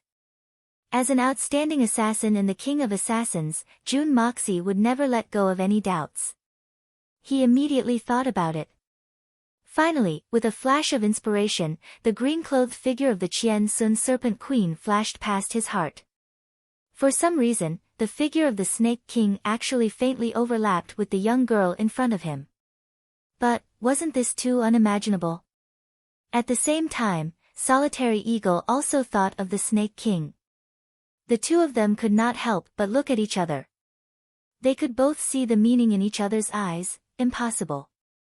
He had seen the Snake King in the Tian Fa forest the last time. She was also dressed in green, and her figure was slim. However, her face was extremely beautiful. Moreover, the Snake King's every movement was filled with the aura of an impeccable powerhouse. Even a casual glance from her contained the aura of a king who looked down on all living things. In fact, that was the demeanor of a supreme powerhouse in the eyes of humans. But, how could this mountain girl in front of them compare? Who are you people? Why are you here? Jun Moxie looked at her suspiciously. He had already rejected the idea that the person in front of him was the Qian Sun Serpent Queen. But, he still couldn't let go of the fact that these two girls had appeared alone in this place. My elder sister and I are from Tianxiang. We had come with our family's guards to purchase medicinal ingredients. But, we didn't expect that we would encounter many wild beasts a few days ago. And, the guards and us were separated. The green-clothed girl said in a delicate and pitiful manner, my elder sister and I finally escaped with our lives after much difficulty. But, we encountered those hateful people. They wanted to take us back to be their wives. We couldn't even come to an agreement with them. So, they wanted to rob us openly. They were so vicious. The green-clothed girl's voice was as sorrowful as ever. But, Jun Moxie could hear a trace of a strange tone in her voice. It seemed as if, she was somewhat amused, or disdainful. Just now, at the most critical moment, you guys came. Thanks to you guys coming, you even managed to chase away all the evildoers. You guys are the saviors of us sisters. The green-clothed girl's voice was full of emotion. She narrated the story of a lone girl who met a strong man on the road. Then, a young hero appeared to save the beauty. You're saying that the Shao family's brat wanted to take you back to be his wife? Jun Moxie was somewhat stunned as he looked at the green-clothed girl's dark face. He coughed twice and said, the Shao family's, this eyesight is truly different from the masses. It's extraordinary, it's not me. It's my elder sister, my elder sister. The green-clothed girl was ashamed and angry at the same time. In fact, she almost used her Xian technique. She didn't want to hide her identity anymore. She wanted to kill this hateful guy. Even if she didn't kill him, she wanted to teach him a good lesson. Oh, no wonder. He. I was just saying that the descendants of the Shao family had never seen a beautiful woman. But, they wouldn't be so hungry that they couldn't be choosy. What I meant to say was that you aren't that ugly. Jun Moxie smiled in relief. The Snake King's delicate body trembled in anger when she heard Da Xiao's words. This explanation is more infuriating than no explanation at all. This brat's reputation as the #1 debauchee of Tianxiang isn't undeserved. No wonder my elder sister doesn't like him. I had thought that this guy was a man of affection and righteousness. And, I had a good impression of him. But, I saw that he was judging a book by its cover. So, I couldn't help but sweep away the previous admiration I had for him. In fact, I nearly crushed my teeth from gritting them. The Beast King of this generation had been angered to the point of tears. June Moxie secretly observed the situation. And he felt relieved in his heart. The Snake King would have either fought me or wouldn't have cared about my impudent debauchee. But she wouldn't have shed tears. This is the normal behavior of an ordinary girl. However, he didn't know that the Snake King was the Beast King of this generation. But she hadn't been able to take human form for more than 20 years. And she had started to behave like a human after she had taken human form. She might have possessed intelligence before, but there was still a big gap between her and an ordinary human being. The Snake King's temperament was no more than that of an 18 or 19-year-old girl. So, her endurance might not be comparable to that of a girl of the same age when she couldn't display her strength at will. This was the fundamental difference between a level 9 Xian beast and a Beast King. That was why some level 9 Xian beasts could only be beasts, and some level 9 Xian beasts could become Beast Kings. As long as it was a woman, which one of them didn't cherish their appearance? Although the Snake King knew that her current appearance was a disguise, she still felt extremely wronged in her heart. Most men would have the same thought. That is, they would be able to gain the favor and love of a rich family's daughter or even a princess. And it was the same for all women. Even if they didn't dress up well, they would always hope that a man would discover their inner beauty. They wouldn't fall in love with them because of their beautiful appearance. Rich men would always hope that women would get close to them and like them, but not for money. Beautiful women would always hope that men would get close to them, but not because of their beauty. They would always think that this was true love. Oh, I'm getting off topic. While everyone was talking, the girl in white who had been sitting up all this time finally stood up and slowly walked over. Even with Solitary Eagle's mental fortitude, he couldn't help but be dazzled by the girl's peerless elegance. It was like the bright moon in the sky had suddenly descended upon the world. Solitary Eagle stared blankly for a while before turning to look at June Moxie. He thought that this young man's experience was shallow. How could he have seen such a beautiful girl before? He might even make a fool of himself. At the very least, he would be dumbfounded. It wouldn't be surprising if he were to salivate. Even a descendant of the Silver Blizzard City's Shao family had thoughts of snatching the bride. One could only imagine how beautiful this girl was. If one had to compare, then Guan Qinghan was undoubtedly a national beauty. But this girl was a peerless beauty. Dugu Xiaoyi was pure and adorable. But this girl was a peerless beauty. There was only one person in the world. There were no two colors in the sky. This white-clothed young lady was completely worthy of such words. This was completely out of Solitary Eagle's expectations. Because June Moxie's face was calm at this moment. It was as if he didn't see this rare beauty. In his eyes, it was as if he was looking at an ordinary person. He was completely indifferent. This was definitely not an act. Because if he deliberately put on an act, he would never reveal such a natural expression. This kid is really a freak. Seeing such a beautiful girl, even this old man's eyes almost popped out.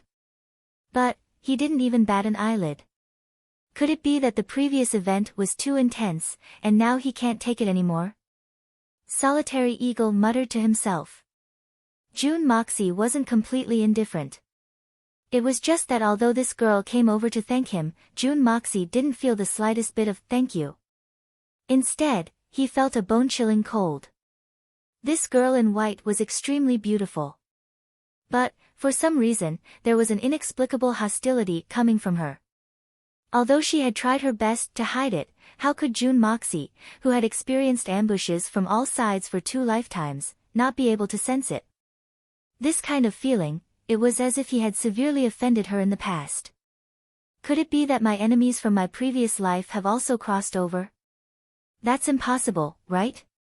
Even if they crossed over, no one would know that I am June Moxie. June Dashao was somewhat puzzled. Mrs. Heavenly Beauty is really amazing. But, what is your name? Why have you come here? June Moxie searched around, and didn't find the slightest bit of Xian Qi fluctuation on these two sisters. So, He skillfully asked this question. This question had already been answered by the girl in green. But, wouldn't it be too outrageous if even a great master like Solitary Eagle couldn't see through my disguise? One would need to be ranked in the top 4 of the 8 great masters in order to hide from Solitary Eagle. Perhaps, one would need to be ranked even higher. After all, not everyone has the terrifying strength of Venerable Mei. Besides, these 2 little girls don't even look 20 years old. So, if they turn out to be great masters, then I'll eat that old solitary falcon alive. I'll eat him alive if that's the case. Therefore, the 2 sisters, Mei Xueyan and Mei Qian, were comfortably invited into the carriage by June Moxie.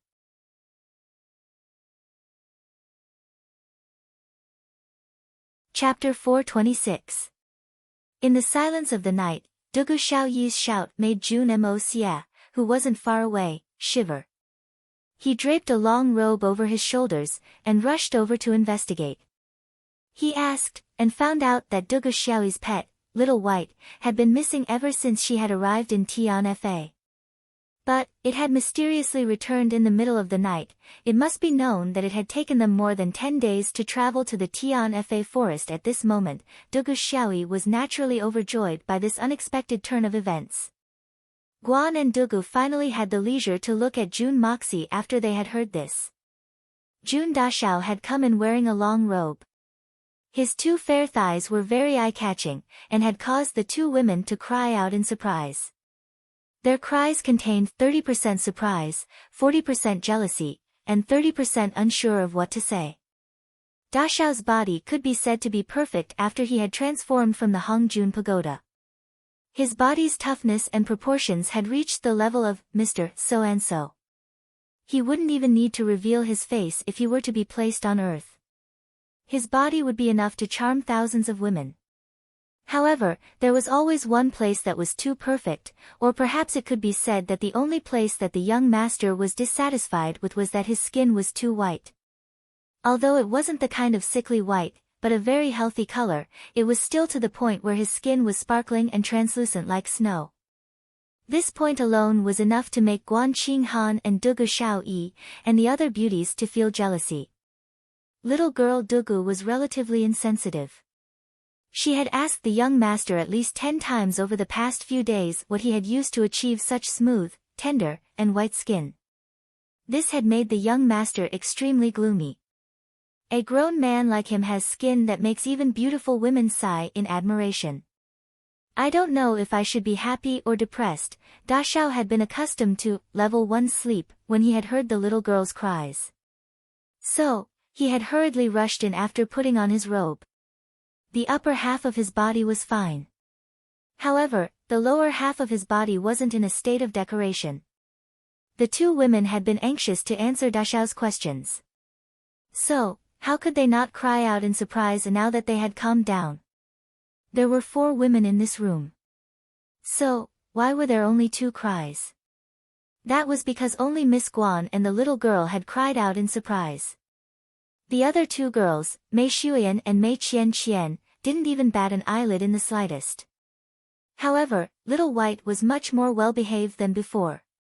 It used to pounce on June Dashao as soon as it saw him. But, it didn't dare to carelessly go up to him anymore.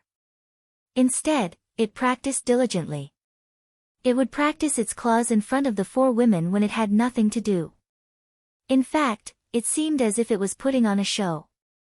But, it didn't know who it was putting on a show for. Dugu Xiaoyi was a mischievous little girl. So, she started to shout. This little guy has finally become sensible. It's time for me to find a wife. The little girl had finished teasing her Xian beast. But, she hadn't had the time to let out a sigh. It was obvious that her unintentional words had touched her heart. Then, Guan Qinghan also sighed. It was unknown whether this had triggered a chain reaction. The green-clothed girl, Qian Sun Serpent Queen, also sighed. Only the white-clothed girl, Mei Xueyan, didn't sigh. But, she faintly coughed. They continued their journey the next day. However, their journey had sped up a lot. June Moxie had been suspicious about Little White's return this time. But, he had thought that the Xian Beast Kings of Tian Fa had specially sent Little White back. This kind of thing was too ridiculous. So, he had dismissed it with a smile. Perhaps Little White and Dugu Xiaoyi have some kind of telepathy. Moreover, this kind of Xian Beast's tracking ability is frighteningly strong. So, it's not surprising at all. June Moxie would go over to provoke Mei Shuyan on the way. He wanted to use this opportunity to provoke Guan Qinghan. Humph. You're ignoring me, aren't you? Look, I'm not any worse than you, right? So, hurry up and come. I'll be waiting for you in my bed. We'll cross the Phoenix and become a dragon. The spring breeze will come again at the Jade Gate. We'll have sex on Mount Wu.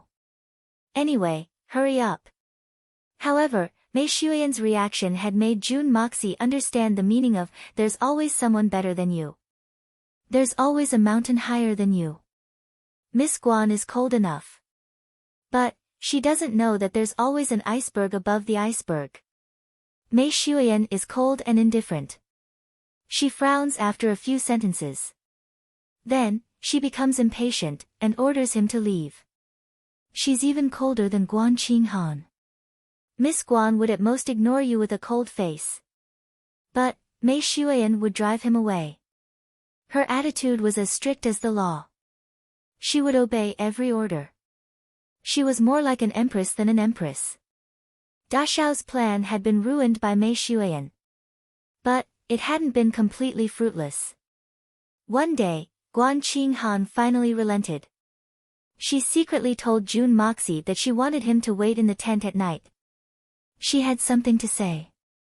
June Moxie suddenly felt a burst of heat in his lower abdomen. Hard work pays off. Isn't this the case? It seems that this girl has some sense of crisis. She knows how to consolidate her position. June Daxiao found a place in the afternoon.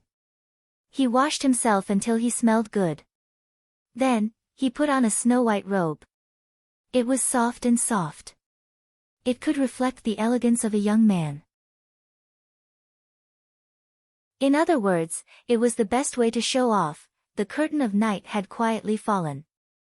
A cold cough was heard outside the tent. Well, the iceberg is here. June Moxie smiled complacently in his heart. He was very reserved. He used a very manly and elegant voice. He said in an unusually calm and steady manner, "Please come in." The curtains were lifted, and June Moxie's smiling face turned into a bitter melon. The person who had come in was Guan Qinghan. But, the problem was that there was another person behind Guan Qinghan. It was Dugu Xiaoyi. Dugu Xiaoyi was also holding Little White in her arms. June Moxie suddenly felt like a deflated ball. At this time, even if he used his toes to think, he would definitely know that Guan Qinghan's arrival wasn't what he had expected. This made June Daxiao, who was burning with passion and lust, very disappointed.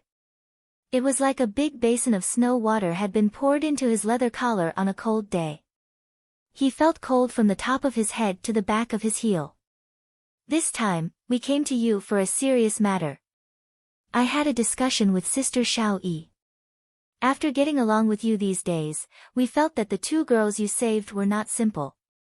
Moreover, almost none of what they said was true. But, why did they insist on joining our team? I'm afraid they have ulterior motives. How could you be so careless this time? Guan Qinghan's cold eyes stared at him. She said, "Don't you know that it's a troubled time to take in two girls of unknown origin?" Why do you say that? June Moxie secretly rolled his eyes. Of course, I also know that these two girls have some unknown origin. But, it's not as serious as you say, right? Don't look at that Mei Shuyan's arrogance. Maybe she's just trying to be diligent and play hard to get brother's attention. Maybe she's trying to get brother's attention. Xia, I know that you've had a smooth journey recently. You've even defeated many experts from the Xiao family. You've been in the limelight recently. You can say that you're flushed with success. But, people can be arrogant, but they can't be too arrogant. Didn't you notice the flaws in the way those two girls talked? Guan Qinghan frowned and said. Flaws? I also know that their words aren't true. But, I haven't found any specific flaws. Sister, please enlighten me. Da Xiao approached her with a calm face. They claim to be from Tianxiang City. Moreover, they're the descendants of a drug dealer. Moreover, they know who you are. But, they still took the initiative to come with you. This is a big flaw. Guan Qinghan snorted. How is this a flaw? It's because they're also from Tianxiang City that they're willing to come with us. It's not strange that they know who I am. The Shao family has already called me by my name many times. So, it would be strange if they didn't know who I am. They were in trouble with the Shao family. So, I helped them out. Isn't that a chivalrous act? Jun Da Xiao asked in confusion. Guan Qinghan was speechless. She was silent for a while. Then, she finally said, Master Jun Sun Xiao, don't tell me you don't know what kind of reputation you have. How bad is it?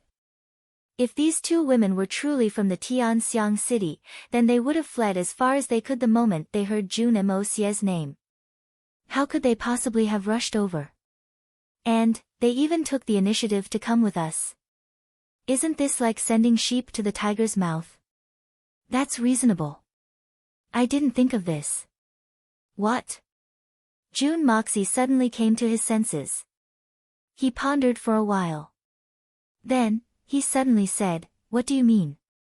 Is my image in Tianxiang City so unbearable? This sentence made the two girls burst into laughter. Brother Mo certainly has a good image. But, it seems that I'm the only one in Tianxiang City who knows about it. Otherwise, Brother Mo would have been cooked by someone else. Dugu Xiaoyi pestered him, and proudly hugged his arm. You're very clear about your image. Do you need me to explain it in detail? Besides, I'm very puzzled. Since when do you have an image? Guan Qinghan rolled her eyes at him and said, Their previous lies are secondary. What I really mind is that they weren't being persecuted by the Silver Blizzard City's Shao family when we arrived. Both sides were in a standoff. Note that they were confronting each other. In other words, they were at least strong enough to resist the Silver Blizzard City. But, the most surprising thing is that the white-clothed girl, Mei Shuyan, and Mei Qian didn't seem to be acting strangely.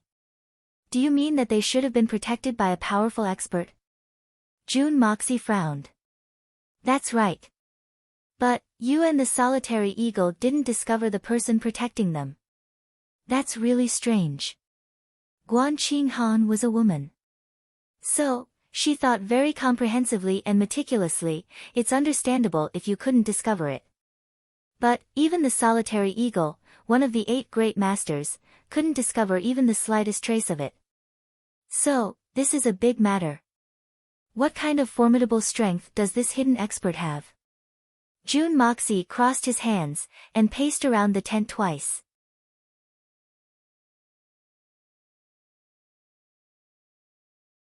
Chapter 427. Yes. What else? Jun Moxie nodded.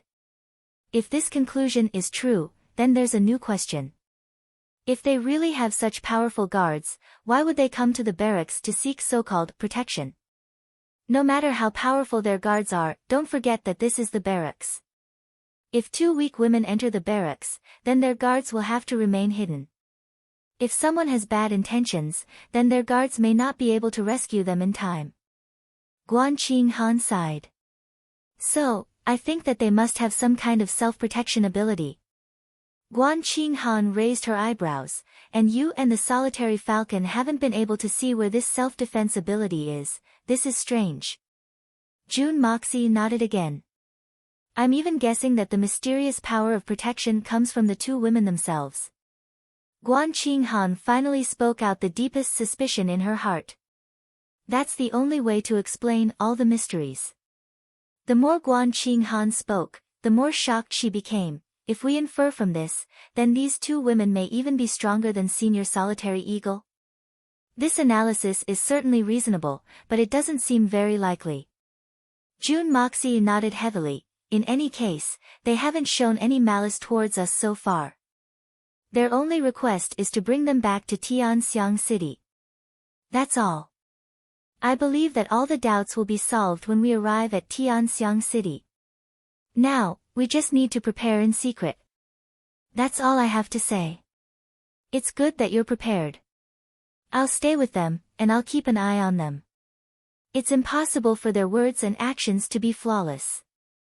Guan Qinghan breathed a sigh of relief, and slowly stood up. June Moxie rolled his eyes.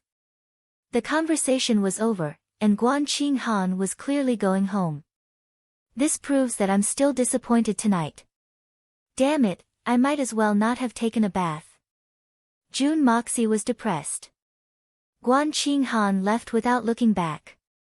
June Moxie was listless, and was about to sneak into the Hongjun Pagoda to practice when he looked up to find that Dugu Xiaoyi was still there, looking at him with her big round eyes. Why are you still here? What's the matter? June Mo Xia rolled his eyelids and asked. He had a bellyful of untimely questions. Brother Mo Xia. Dugu Xiaoyi pursed her lips and moved closer. Can I discuss something with you? June Mo Xia shuddered. Dugu Xiaoyi's coquettish voice made all the hairs on his body stand up. Don't. Great aunt, if you have something to say, then just say it. If I can do it, then I'll definitely agree without any hesitation. It's not a big deal, I just want, when will you let me cook it again? Dugu Xiaoyi's pretty face was flushed, and she was extremely bashful. But, she was very determined and persistent, as if she didn't care about anything else. What? Cook it again. How do I cook it?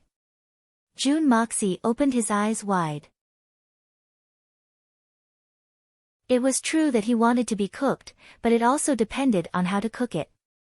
His thirst didn't mean that he was so hungry that he was willing to be ravaged by the aphrodisiac again. Little grandaunt, please spare me.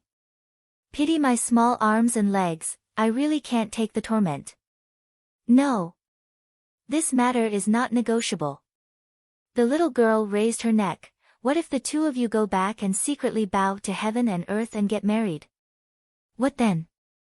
Don't tell me you want me to be your concubine. If you don't agree, I'll force myself on you. Anyway, you can't not cook it. Be a concubine, force himself on her.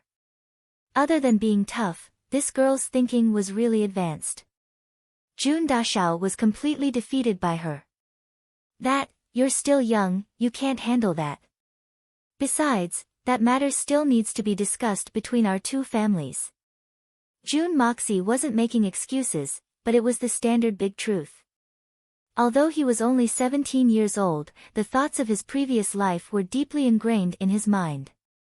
Asking him to make a move on a 16-year-old girl, June Dashao still felt a little guilty. She was still a child. Say I'm young. You're only a little older than me, at most 1.5 years older than me. How am I young? I'm not young at all. Dugu Xiaoyi puffed out her chest, and suddenly there was a wave of turbulent waves. June Moxie was in the midst of his impulsive impulse, and suddenly he was stimulated to the point of nosebleed. Oh my God, are you trying to kill me? As for the family, there shouldn't be any difficulties. But today, Sister Mei Qian gave me an idea. Dugu Xiaoyi bit her lips, and her face blushed. If that's the case, there definitely won't be any obstacles between the two families. Huh? What? June Moxie scratched his head. She told me, as long as I go back with a big belly, then there won't be any problems. I'll just be a little tired, I can bear it. Dugu Xiaoyi's face was red, and her toes touched the ground, and her body twisted here and there as she whispered. What? Go back with a big belly? That's not a matter of tiredness, it's a matter of taking someone's life. June Dashao was completely drenched in sweat. The uproar caused by Guan Qinghan hadn't calmed down yet, and it was still brewing like a storm. If I make you pregnant again, June Moxie didn't say anything, and disappeared from the tent with a whoosh. If you don't want to leave, then I'll leave, alright? I can't afford to offend you, but I can still hide from you. June Dashao directly moved his mind, and directly entered the Hongjun Pagoda. Dugu Xiaoyi was bashfully waiting for a reply, and in a flash, brother Mo Xia had already disappeared. This made this Missy unbearably angry. June Moxie. Humph humph humph. June Moxie. Humph, this Missy is considered one of the 2 peerless flowers in the capital, and I can't handle you? Ha! I've been peddling celery for so many years, and I still can't catch a small leak like you. It was unknown where she learned this witty phrase from, but Dugu Xiaoyi didn't care whether it was fitting or not, and just mumbled it out. Her eyeballs rolled around twice, and she walked to June Moxie's bedside, and sat down. She touched here and there, and suddenly let out a soft humph. She bit her lips for a long time, and suddenly made up her mind. She lifted the quilt and crawled under it. With 2 puffs, 2 small boots flew out from under the blanket. I'll let you run. I'll wait here, and I'll see what you can do. Today, you're going to force yourself on me, and this Missy will fight it out with you. Dugu Xiaoyi snorted twice in her heart, and still felt a little shy. Forget it, I don't care so much.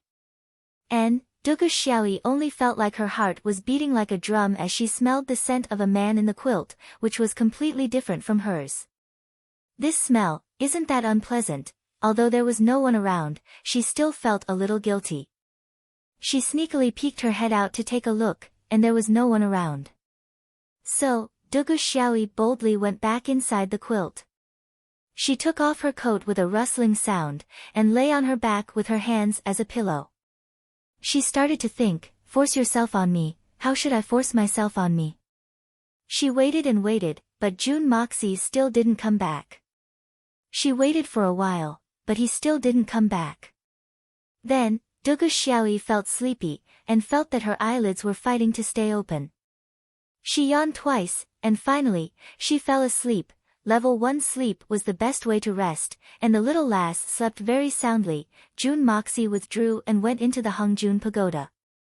He carefully looked at the 9 swords that he had refined before, and put them back in their original places after some thought. Then, he picked a few medicinal ingredients, and prepared to refine the pills again. He had received a message from Fatty a few days ago, saying that the 2 kinds of pills that he had left in the capital were about to run out. This was his main source of income. So, he couldn't afford to cut it off. So, it was better to have a little more in reserve just in case. Therefore, June Moxie wanted to have a little more in reserve. Moreover, he coveted the pills that could increase his martial power the most. However, he could only refine the 10 years pill at the moment. However, there was another kind of pill called the bone-tempering pill that could be refined at the 3rd level of the Hongjun Pagoda. The advantage of this pill was that it could transform a person's bones. It could make them more compact, and more coordinated. But, it didn't have any other use apart from that. However, if this kind of bone-tempering pill and a kind of marrow-cleansing pill were to be used together, then the effect would be immediate. It could transform a mediocre martial artist into a martial arts genius in one fell swoop. Regardless of whether it was the muscles, bones, blood vessels, meridians, or even the dantian, everything would be transformed once again. It would be a true rebirth. However, it was a pity that the baptizing marrow pill was a product of the 4th level of the Hongjun Pagoda. June Moxie could only sigh helplessly at this moment. However, he still managed to refine a few bottles of bone-tempering pills and mysterious yang pills. In any case, isn't it good to let those stupid ox-like fellows improve the coordination of their bones and muscles? However, these were the thoughts in June Moxie's mind. However, he hadn't realized that the effect of this bone-tempering pill in the Xian continent was far greater than that of the 10 years pill. The 10 years pill could disregard one's rank and directly increase one's martial power by 10 years. Its effect was indeed heaven-defying and awesome. But, it could only increase one's martial power by 10 years. Moreover, it was a one-time use. Repeated use of it wouldn't have any effect. However, the effect of the bone-tempering pill could obviously change a person's original aptitude. It could break the natural laws of bone formation and reassemble the bones. This was something that one couldn't even dare to imagine. One must know that there weren't any systematic pills in this world that could increase one's martial power. However, there were still some heavenly elixirs that could achieve the effect of increasing one's martial power. For example, the Tian Fa sacred fruit of the Tian Fa forest. However, a pill that could improve a person's body from the inside and break away from the natural laws of the world was even rarer. That was because no elixir had been able to achieve this since ancient times. He had finally succeeded in refining it. Jun Moxie tossed the small jade bottle in his hand and smiled in a very complacent manner. Jun Moxie felt the spiritual power of the Hong Jun Pagoda pour into his body and replenish his previous losses. He smiled in satisfaction. My current progress is astonishingly fast. I've been unceasingly practicing the power of gold for the past few days. And, this has resulted in a substantial consumption of the spiritual power in my body. But, I've been able to continuously replenish it. Therefore, I've reached the middle level of the Tian Xian realm. I've reached the middle level of the Tian Xian realm.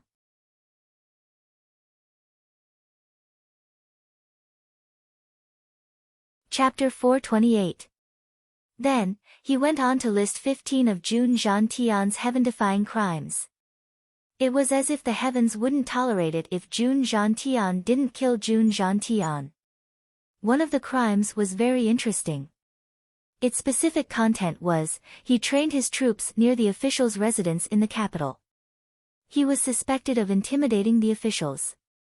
Jun Zhan Tian immediately razed the official's residence to the ground and made it his own. Among the 15 crimes was, Jun Zhan Tian's grandson Jun Moxie is hot-blooded. He bullied his widowed sister-in-law. He is worse than a beast. Guan Qinghan is the eldest granddaughter-in-law of the Jun family. She seduced her uncle. She is shameless.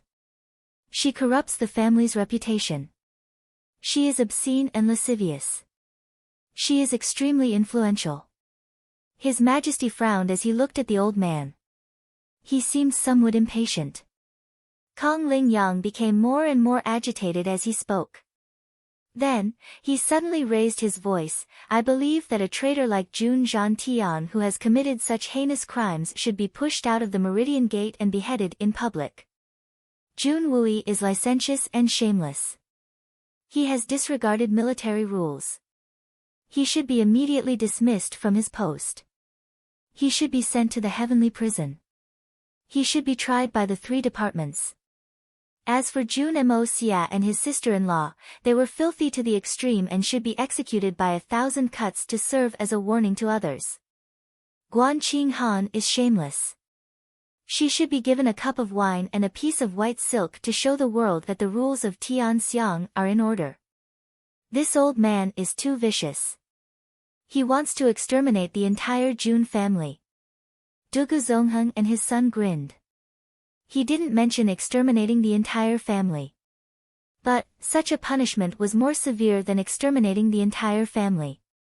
There were 3 members of the Jun family. And, he had nominated them to be beheaded. Jun Zhan Tian was sitting with his head drooped. He didn't ask anything. It seemed as if he was about to fall asleep. I second the motion. I also second the motion. Everyone in the hall fell to their knees. They were asking the emperor to severely punish the Jun family. Many of the aristocratic families were hesitating. They were watching the wind. The king frowned harder and harder. Your Majesty, this official believes that Jun Zhan Tian has been shielding his own people for the past few years, and has long since lost his position and demeanor as a pillar of the empire. If we can take this opportunity to eradicate the Jun family and restore discipline to the imperial court, then it would be a great thing for our Tianxiang's 10,000 years of foundation. Grandpa Jun couldn't help but raise his eyebrows at the person who had spoken. He knew that there would be people who couldn't help but hit him when he was down, but he didn't expect that the first one to stand out would be him. The head of the Song clan, an imperial general, a marquis of the first rank, Song Dihai. Marquis Song's words are reasonable. This subject agrees. The head of the Meng family, Meng Yuwei, stepped forward, his face filled with grief and indignation. Jun Zhantian is now a malignant tumor of the empire. It will be difficult to bring peace to the world if we don't get rid of him. It will be difficult to bring order to the imperial court if we don't get rid of him. It will be difficult to convince the people of the world if we don't get rid of him. Your Majesty, please make up your mind and make a decision soon. Your Majesty, please make up your mind and make a decision soon. Everyone shouted in unison, and prostrated themselves on the ground. The 7 aristocratic families of the capital had gathered here today. The Murong family had always remained neutral, and the Tang family had always been on the same side as the Jun family. However, the other families had stood against the Jun family. However, the Jun family's biggest political enemy, the Li family, hadn't made an appearance in this attack. This matter is of great importance. We'll discuss it tomorrow. The emperor shouted in a deep voice, "Everyone, please rise." The emperor was about to withdraw from the court when he heard old Master Kong's voice, "Your Majesty, please stay. Your Majesty, please stay. We hope that Your Majesty will make a decision soon. This matter can't be delayed any longer. Indecisiveness will only lead to chaos. Your Majesty is wise and powerful. So, you should understand this principle." Kong Lingyang didn't get up, and took the lead in shouting slogans. His meaning was very clear. "We won't get up if you don't deal with the Jun family today." The emperor's brows tightly wrinkled as he gritted his teeth, "I'm feeling unwell. The court is dismissed." Then, he flicked his sleeves, and ran away like a wisp of smoke. "It's none of my business if you want to kneel or not. You want to threaten me with this? You must be out of your mind." The emperor also wanted to use this as an excuse to deal with the Jun family. But, he didn't dare to. He was the emperor of a country. So, he thought much further than most people. Perhaps, these rotten scholars couldn't think of it. Or perhaps, they had thought of it, but didn't think that it was a big deal. However, the emperor knew that the Jun family's 4 marshals had great influence in the military. He didn't even need to use his knees to think that if he were to make a move against the Jun family today, then he wouldn't even be able to touch old man Jun. In fact, he believed that there would be news of a mutiny before dawn. In fact, there would be at least 5 or 6 such news within 3 days. Then, what would happen to the Tianxiang kingdom? Moreover, how could the Jun family be dealt with so easily? What kind of joke is this? I would have dealt with it long ago if I could. Why would I wait for you to submit a memorial? The emperor left in a violent rage. And, the ministers also withdrew from the hall. Jun Zhantian was in a daze in the main hall. But, he was brimming with energy as soon as he came out. However, Jun Zhantian didn't care about these rotten scholars who were trying to impeach him. In fact, he didn't care about them at all. The Mu Rong family and the Li family would have been involved in this attack. That would have been the most serious situation. However, this small battle array couldn't arouse the old man's fighting spirit. Jun Zhantian, you raised your son, but you didn't teach him. You allowed your grandson to commit evil deeds. Do you still have the face to live in this world? You just wait. You'll get your retribution. Kong Lingyang's body trembled as he shouted. Most of the civil officials in the imperial court were under his and Mei Gaojie's tutelage. So, he was very confident that he could set off a frenzy of public opinion. Moreover, The old man Kong was certain that he could take down the Jun family in one fell swoop since he had the evidence to use against them. Jun Zhantian stopped, and turned around to look at him. He snorted and said, "I say, old bookworm, can't you shut your old bird's mouth? This old man is very annoyed. I don't have time to deal with you. Let's see who's better tomorrow if you have the ability." Kong Ling Yang's beard trembled in anger. You. Jun Zhantian rolled his eyes. Then, he turned around and walked away. A civil official moved closer to old man Kong's ear. "Teacher, the Jun family is full of experts. Jun Zhantian is the legendary peak of Tianxian. He's the #1 expert in our imperial court. So, teacher must be cautious." Peak of Tianxian. #1 expert. So what? Kong Ling Yang's dim old eyes ferociously looked at this disciple. Then, he said disdainfully, "You're nothing more than a martial artist. What's there to be afraid of? Haven't you heard of the saying, literature can bring peace to the world? But, martial arts can bring peace to a region? Talent can decide the fate of the empire. Do you understand? How can a mere martial artist enter the Hall of Elegance? Yet, you didn't even think of handing over a memorial to apologize and defend yourself in such a situation. The outcome of this matter has already been decided. So, how can such an ordinary person enter this old man's eyes?" Jun Zhantian is the peak of Tianxian in the old man's mind. "So, what if you're Shenxian? But, you're still a martial artist. And, you're a martial artist. So, it means that you have no brains. So, you're useless." It had to be said that the old man had studied Confucianism since he was a child. But, it was difficult for him to step out of his ivory tower. So, he didn't have enough understanding of the dreadfulness of Tianxian and Shenxian. "Tell everyone who isn't here today to come tomorrow. Then, we'll wipe out the Jun family in one fell swoop." Kong Ling Yang snorted coldly and said, "Also, all the high-ranking officials of the border regions must urge them as soon as possible. We must create the greatest public opinion in the capital. This teacher won't allow such a filthy thing to exist.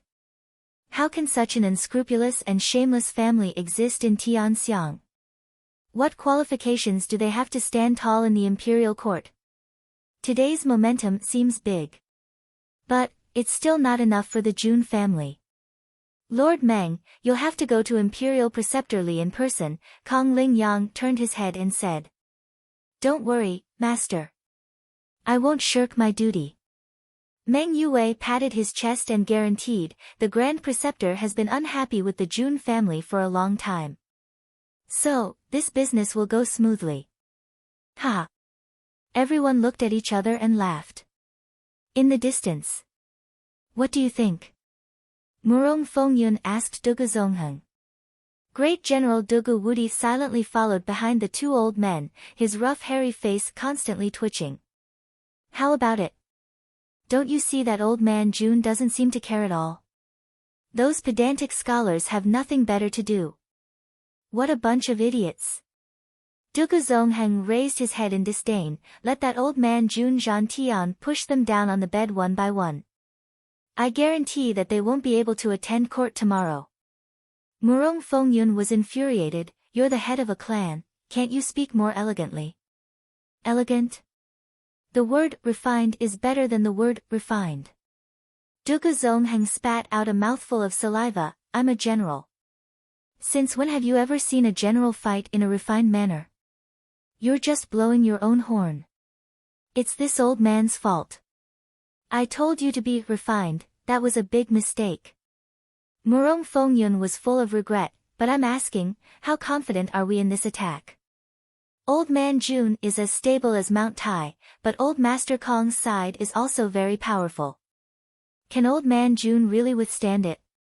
Why can't he withstand it? I'll be honest with you, those pedantic scholars don't have any confidence." Dugu Zongheng snorted twice and looked at the other group of civil officials with disgust. It would be a huge joke if these fellows could topple old man Jun. If this attack succeeds, I'll immediately castrate myself, put on a skirt, and get married, fuck. Murong Fengyun cursed, I won't marry. Get lost. Old Murong, I ask you, which side are you on? Are you trying to sit on the fence again? Dugu Zongheng glared at him. So what if I'm sitting on the fence? Safety first. You asked me, what are your plans? Murong Fengyun narrowed his eyes like an old fox. Do you think I can stand in the middle like you? Naturally, I'll be tied to Jun Zhantian. Who wants to stick with those pedantic dogs? Dugu Zongheng grinned, besides, our families are relatives by marriage. What? Relatives by marriage? Murong Fengyun was shocked. When did this happen? Bah! Don't mention it. Our family is unlucky. Dugu Zongheng became angry at the mention of this matter. He turned around to look for trouble with his son, but Dugu Wudi was very obedient. He had already run away the moment he heard about this matter. The old man turned around, but there was no one there. He couldn't help but curse, bastard. Just you wait, you little bastard. I'll deal with you twice if you don't let me vent my anger now.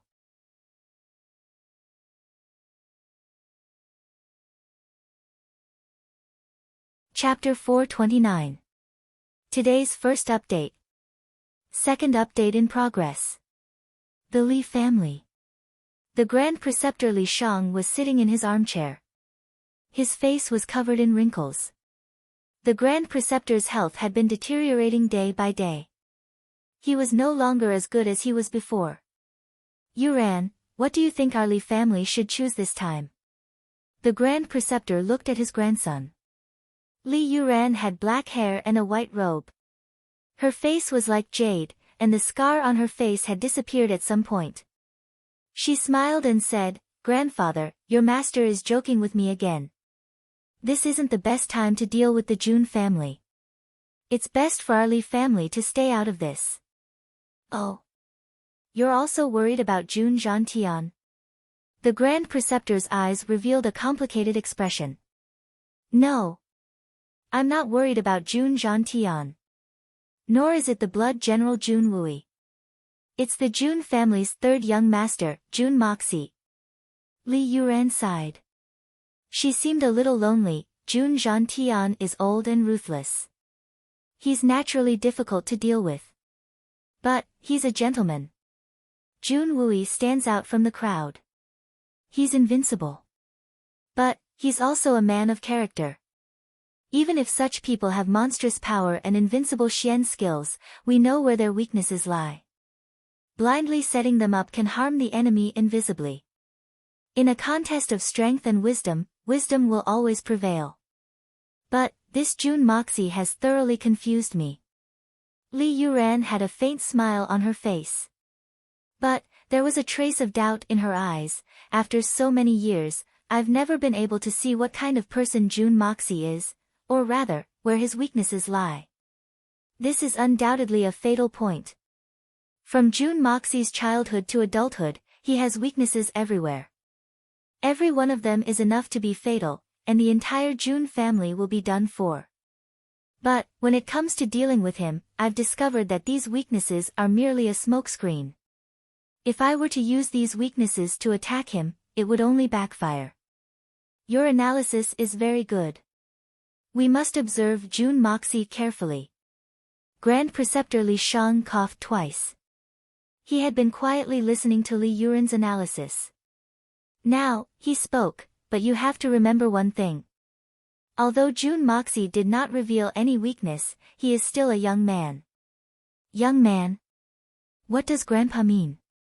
Li Yuran was puzzled. Young people, no matter how talented they are, will always be hot-blooded and impulsive. Li Shang chuckled, even someone as wise and far-sighted as you was once slapped twice by Jun Zhantian, resulting in a blood feud. I still can't forget it. In front of me, do not deny. This, to you, is your weakness. Yes. Li Yuran lowered her head and listened. Secondly, no matter how resourceful a young man is, no matter how patient he is, love will always be the greatest weapon against a young man. Li Shang narrowed his eyes. Although Jun Moxie has never shown it, I can conclude that Jun Moxie's biggest weakness is women. Women that he cares about and recognizes. Take the present, for example, Guan Qinghan, or Dugu Xiaoyi. Grandpa is right. Li Yuran was convinced. The older, the wiser. Of course. Your heart can already be considered as cold and callous. However, some time ago, when you were plotting against Princess Ling Meng, weren't you also depressed for a period of time? Li Shang narrowed his eyes and a sharp glint flashed out. Don't tell me you didn't. Yes. During that time, I was very irritable. Li Yuran admitted frankly. Li Shang nodded with satisfaction, and the third place for a young man to attack is his family. For Jun Moxie, Jun Wui, and Jun Zhantian are his family. Previously, when his father and brother had died, Jun Moxia had deliberately endured it, or perhaps he had been hiding it. But in the end, he was still very young. So, he might not have been able to understand the pain of being separated by life and death. But now, he was already an adult. So, he naturally understood it. So, he would cherish it even more. But at this time, if one of them were to suddenly die, it would definitely be an immeasurable blow to Jun Moxia. These are the 3 ways to deal with Jun Moxia that you think you can't handle. Li Shang warned, remember, there is no enemy in the world that you can't deal with, and there is no one who has no weakness. This is very important. Yes, I will always remember grandfather's teachings. Li Yuran straightened her body and solemnly accepted the advice. It was undeniable that the older the ginger was, the spicier it was. The Grand Preceptor Li Shang was a scholar. He didn't have outstanding military exploits, nor did he have outstanding Xian strength. But, he was still able to stand on equal footing with Jun Zhantian and Dugu Zongheng. So, he had his own profound points. People like Jun Moxie and Li Yuran were talented and peerless. But, they were inferior when it came to capturing the dark side of humanity. Even Jun Dashao, who had lived 2 lives, couldn't compare. Yuran, Jun Moxia still needs to be taken seriously in addition to the 3 weaknesses he had mentioned a moment ago. The Imperial Preceptor Li spoke in a leisurely manner. Is there another weakness? Li Yuran was naturally interested. You can say that. In any case, you will not make a mistake if you treat him seriously in the future. That weakness is Jun Moxie's character. Grand Preceptor Li Shang flipped through the thick documents on the table in front of him. The documents were a foot thick, and there were 3 stacks. They were Jun Moxie 1, Jun Moxie 2, and Jun Moxie 3. It was obvious that these documents were all about Jun Moxie. All of Jun Moxie's actions, including eating and going to the toilet, were also recorded. Moreover, the analysis of professionals was also interspersed in these documents. Many a little makes a mickle. And, it had converged to such a scale. Jun Moxie's character. Li Yuran frowned. She seemed to be deep in thought. Jun Moxie's character and ability had never entered the scope of our vision. We would only think of him when we could make use of him. But, we started to collect relevant information about him 3 months ago. Then, we gathered all the information. Then, more than 30 strategists discussed it together and wrote it down. But, we didn't expect that our information would surpass that of any of our opponents. But, we couldn't find any of his weaknesses even with such detailed information. I, Li Yuran, really admire him. If it wasn't for Grandpa's guidance, I would have no clue at all. There was no doubt that Li Yuran's smile was very bitter. But, there was a hint of heartfelt admiration in that bitter smile. That's right. Jun Moxie's weaknesses. Even the weaknesses that I've mentioned are just the common weaknesses of young people. Whether they can be applied to June Moxie or how to use them, we still need to think about it. If we fail and alert him, based on June Moxie's intelligence and methods, he may not give us a second chance. Li Shang coughed twice. But Grandpa mentioned that June Moxie's character is something that we need to take seriously, but he didn't explain it in detail. I'm willing to listen to Grandpa's advice. Li Yuran nodded her head slightly. Her eyes were deep. How should I put it? I've thought about it over and over again. June Moxie's character may not be his weakness. Even if it is a weakness, it is also his strength. The wrinkles on Li Shang's face became deeper. It's really hard to grasp. At least, we can't grasp it now. That's why I asked you to take it seriously. Yuran, tell me about your impression of June Moxie. Based on your understanding of him, what is his character? June Moxie, he is undoubtedly very wild and arrogant. He often appears in a high-profile manner. He only needs a moment to attract everyone's attention. However, he also makes everyone loathe him. In fact, he even makes them want to avoid him. But, it's only after a long time has passed that people will realize that he was the one who took the biggest advantage of that incident. Li Yuran pondered for a while and said slowly, but, this person was very despicable a few years ago. It's hard to believe that he pretended to be like this. But, his real change should be in the last 6 months. I don't understand this point. How could there be such a huge change in such a short period of time? It's unbelievable. Is it really hard to understand? In fact, if everything was simplified, it would not be difficult to understand. Let's assume that June Moxie's innate talent is brimming with talent. But, he's a man with no ambition. He doesn't want to fight for anything. He only wants to live his life as he pleases. Then, wouldn't everything make sense? Li Shang's voice was unusually dull. But, his words contained a lot of meaning. Li Yuran's eyes lit up when she heard this. But, she didn't say anything. She knew that her grandfather must have something else to say. If my assumption is true, then many things can be easily solved. We have always wanted to eradicate the June family. But, if we don't do anything about it, the June family's influence in the military will disappear after old man June dies. That's because June Moxie won't inherit the June family's power. He didn't have that intention from the beginning. It's a pity that fate makes fools of people. Others may not be aware of the changes in the last 6 months. But, I'm very clear about it. Li Shang sneered softly, because, 6 months ago, June Zhantian felt mentally and physically exhausted. So, he started to make arrangements for his funeral. In other words, the June family's survival is at stake. So, June Moxie had no choice but to change.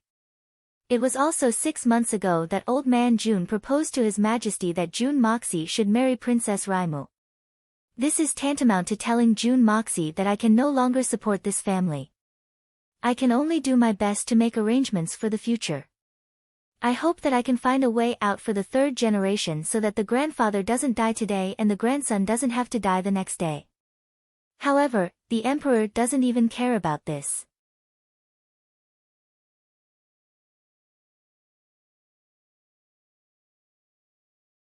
Chapter 430. Li Shang's voice was very dignified. Yuran, do you understand? The source of motivation for June Moxie's change is precisely that pressure.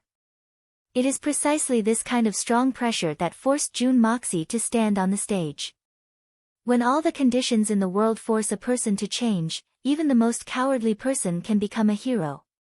But you don't have this kind of pressure. Therefore, June Moxie's change is unexpected, but also reasonable. Li Yuran pondered deeply. Then, he slowly nodded his head. Li Shang's conjecture was admittedly reasonable, but he would never have thought that following the path of his conjecture would only lead to more and more deviation. Because this Moxie is not that Moxie. Even a slight difference can lead to a huge error, let alone a wrong starting point. Regarding this June Moxie, Grandpa will give you another piece of advice. If you don't have full confidence that you can kill him in one strike, then you must not push him too hard. Li Shang raised his white eyebrows, smiled and said, what you want and what our Li family wants is nothing more than power. However, what Jun Mo Xia wanted wasn't power. In fact, he didn't even care about power. Therefore, Jun Moxie has no real conflict with us. The conflict between you and him is completely different from the conflict between me and Jun Zhantian. He ignores power. Why do you think so? Li Yuran raised her eyebrows. Who doesn't want to be a high official and have the power to overturn the world? Who doesn't envy the wonderful feeling of being above tens of thousands of people? Who doesn't want to wield the power of the world when awake and lie on the lap of a beauty when drunk? Why can Jun Moxie be independent and not think about this? He didn't believe it. He didn't believe it. In fact, this can be seen from Jun Moxie's every move. This person doesn't care about other people's opinions, nor does he care about life and death, honor or disgrace. Naturally, he didn't care about wealth, splendor, and wealth. He had the ability to spend hundreds of millions of his family's wealth with a wave of his hand, but he could also gather infinite luxury in a casual conversation. He has always been a person who looks askance at the world. He does what he wants, does whatever he wants, and is free and unrestrained. He doesn't want to be restrained at all. Li Shang sighed, he is such a person. Therefore, his goal is higher than ours. Taller than you. I don't want to admit this, but I have to. Taller than me. Taller than me. Li Yuran slowly chewed on this sentence and suddenly felt a burst of bitterness. What he had spent so much effort to pursue, was completely disdainful in the eyes of others. For Li Yuran, who had always been proud and arrogant, this was a bitter irony. Yes, higher than you. I can see your ambition, I can see it clearly. Li Shang's sparse white eyebrows twitched slightly. Your life's goal is nothing more than the throne of the human world. Dominate an area, and sit on the mountains and rivers for millions of miles. Even if you can't achieve it, think one step at a time. You want to be a duke and marquis for 10,000 generations. You want to be below one person and above tens of thousands of people. This is your goal. The wonderful taste of power can make you fall head over heels. You can give up almost everything for this wonderful taste. Yes. Li Yuran's gentle eyebrows twitched. She suddenly exuded a bloody murderous aura. Generals and ministers have no guts. Men should strive for self-improvement. The emperor takes turns to be my family's emperor. I will rise up in revolt if I get the opportunity.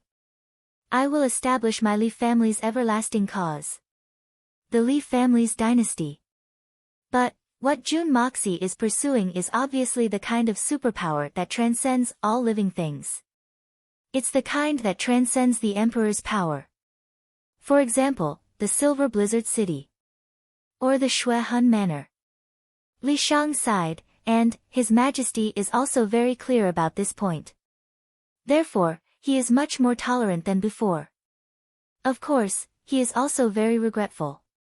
Grand Preceptor Li smiled meaningfully. I can understand His Majesty's regret after listening to grandfather's teachings. But, why is His Majesty even more tolerant than before? Could it be that His Majesty wasn't tolerant before? Li Yuran was puzzled. There seems to be an inside story here. Grand Preceptor Li smiled, but didn't answer. He said, this is what you get for what you sow. Our Li family and the Jun family only have an old grudge between me and Jun Zhantian. Apart from that, there is no other conflict. And, we are already old. Grandfather, you mean? Li Yuran was somewhat puzzled. From grandfather's tone, can it be that such a huge hatred has been going on for 3 generations? Is he going to let it go? Yuran, you must remember that you must deal with people like Jun Moxie when it comes to dealing with the Jun family. That is, unless you have 120% assurance that you can exterminate his family in one fell swoop. Then, you must personally witness June Moxie's corpse in front of you. Li Shang closed his eyes. He seemed somewhat tired as he continued, only then can you act. Otherwise, don't act blindly without thinking. Then, this time's attack, Li Yuran lowered her head. Her soft hair draped over her shoulders, and covered her face. So, she couldn't see her grandfather's expression. Li Yuran was shocked in his heart. His grandfather's words just now were exactly the same as what he had just said, don't push him too hard if you don't have full confidence that you can kill him in one strike. These words had the exact same meaning. And, grandfather had emphasized it twice. What does this mean? Li Yuran understood it very well. This shows that grandfather believes that I can't withstand June Moxie's counterattack. And, the Li family's doomsday will come if June Moxie counterattacks. Li Shang didn't say this clearly. But, both grandfather and grandson were well aware of it. Li Yuran couldn't accept this point of view. Everything will go according to your plan. You should know better than me what to do. I can't express my opinion on everything. The future of this family will ultimately depend on you. So, as long as you think it's right, just do it. Don't worry about my feelings. Grand Preceptor Li closed his eyes tiredly and waved his hand. You only need to remember two things. Based on the current situation, don't go against His Majesty. As for June Moxie, you must be extremely careful. Keep everything under control. Don't provoke the bottom line of these two people. That way, our Li family will definitely be able to hold on until the clouds disperse. Li Yuran was silent. The conversation between the grandfather and grandson had finally come to an end. Although it was still early winter, Li Shang's room was already lit up with a big brazier. Previously, Li Yuran had always felt that it was too early to light the brazier at this time. It was too hot. But, after today's conversation, Li Yuran suddenly felt a little cold. The cold went all the way to his heart. This kind of cold feeling made his abnormally tall and straight body shrink a little. He couldn't help but lean closer to the brazier. His handsome face was deep in thought. There was an extremely complicated expression on his face. He was indignant, unconvinced, and a little disappointed. Could it be that I'm that much weaker than him? I've been pursuing it bitterly, but I can't get it now. Yet, he hasn't even considered it. Unknowingly, that June Moxie has already surpassed me by several levels. Is he really that powerful? Is he that hard to match? Li Yuran sighed deeply. Li Shang squinted his eyes as he lay on the soft couch. He sighed inwardly. He naturally knew what his grandson was thinking. But, apart from analyzing the pros and cons, he could only rely on Li Yuran himself. Reporting to Master, young Master. The Meng family's head, Meng Yue, requests an audience with the Master, a servant reported from outside the door. Tell him that the Grand Preceptor isn't feeling well. He needs to recuperate. So, he can't receive any guests. The young master has gone out to deal with some matters. So, he hasn't returned yet. Li Yuran's voice was full of exhaustion. Meng You's arrival must have been to discuss with the Li family how to deal with the Jun family. But, Li Yuran was extremely unwilling to hear the words Jun family. Everything would have to wait until this storm had passed.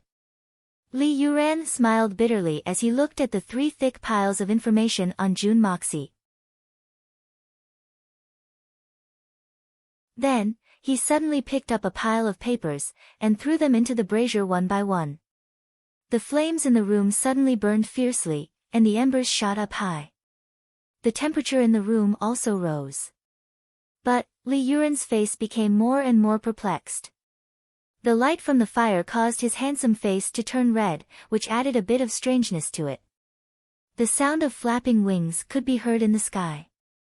Then, someone reported, young master, there's news of the return of the Southern Heaven City's army. Li Yu ran through the papers into the brazier one by one. His movements were neither fast nor slow. Then, he said in a dull voice, "Come in. Read it." "Yes." A big man cautiously walked in. He bowed, and opened the letter in his hand. Then, he read, "On the 9th day of the army's return, the Silver Blizzard City's Shao family's second elder, Shao Buyu, led 5 strong Xinxian experts. The Snow Peak 7 swords and 2 Tian Xian experts blocked the way. Shao Han fought to the death against Jun Wui." The Grand Preceptor Li's eyes suddenly opened, and he sat up. Li Yuran also stopped throwing the papers into the brazier. She became completely quiet. The big man jumped in fright, and didn't continue reading. "Continue reading," Li Yuran clenched her teeth. Jun Wui defeated Shao Han, and Shao Han was crippled. The Silver Blizzard City's 7 swords joined the battle, but they were stopped by Solitary Eagle, one of the 8 great masters. Both sides fought. Shao Buyu fought against Jun Moxie. Shao Buyu fought against Jun Moxie. Li Yuran's body trembled as she suddenly raised her head. Yes, Shao Buyu fought against Jun Moxie. But, he couldn't win. Then, he was plotted against by Jun Moxie. So, he took off his clothes and danced in public. Then, he committed suicide out of shame. Jun Moxie beheaded Shao Fengwu. Then, he severed the legs of the Silver Blizzard City's 8th and 9th elders. Then, he pierced the chest of the Xinxian's 6th elder. Finally, Jun Moxie fought against the 4 Xinxian's great masters. And, he won. The people of the Silver Blizzard City. But, Li Yuran didn't listen to a single word of the report. She only felt a heavy shock in her mind. Then, her vision turned black, and her blood rushed to her head. The only thing left in her mind was this: Shao Buyu fought against Jun Moxie. But, he couldn't win. Then, he was plotted against by Jun Moxie. So, he took off his clothes and danced in public. Then, he committed suicide out of shame. Jun Moxie beheaded Shao Fengwu. Then, he severed the legs of the Silver Blizzard City's 8th and 9th elders. Then, he pierced the chest of the Xinxian's 6th elder. Finally, Jun Moxie fought against the 4 Xinxian's great masters. And, he won. Jun Moxie fought against the 4 Xinxian's great masters. And, he won. Jun Moxie fought against the 4 Xinxian's great masters. And, he won. It seemed as if a thunderclap was ringing in her ears. In fact, she felt as if her soul had left her body, and was floating in the clouds. Li Yuran's body swayed. Then, a large pile of documents fell from her right hand, and fell into the brazier. The thick pile of papers had suppressed the raging flames in the brazier. And, thick black smoke had started to rise from it.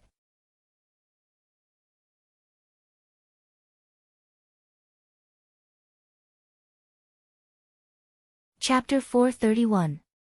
Li Shang's dim old eyes opened wide, and he didn't move for a long time. The room was filled with choking smoke. The 3 people rushed out of the room after a long time. They lifted the curtain, and thick smoke soared into the sky. It seemed as if there was a fire. The servants and guards rushed in with buckets of water. Li Yuran coughed a few times, and then returned to normal. She looked at the rising smoke, and didn't speak for a long time. Li Shang took the eagle's letter, and carefully read it from beginning to end. His complexion was unusually dignified.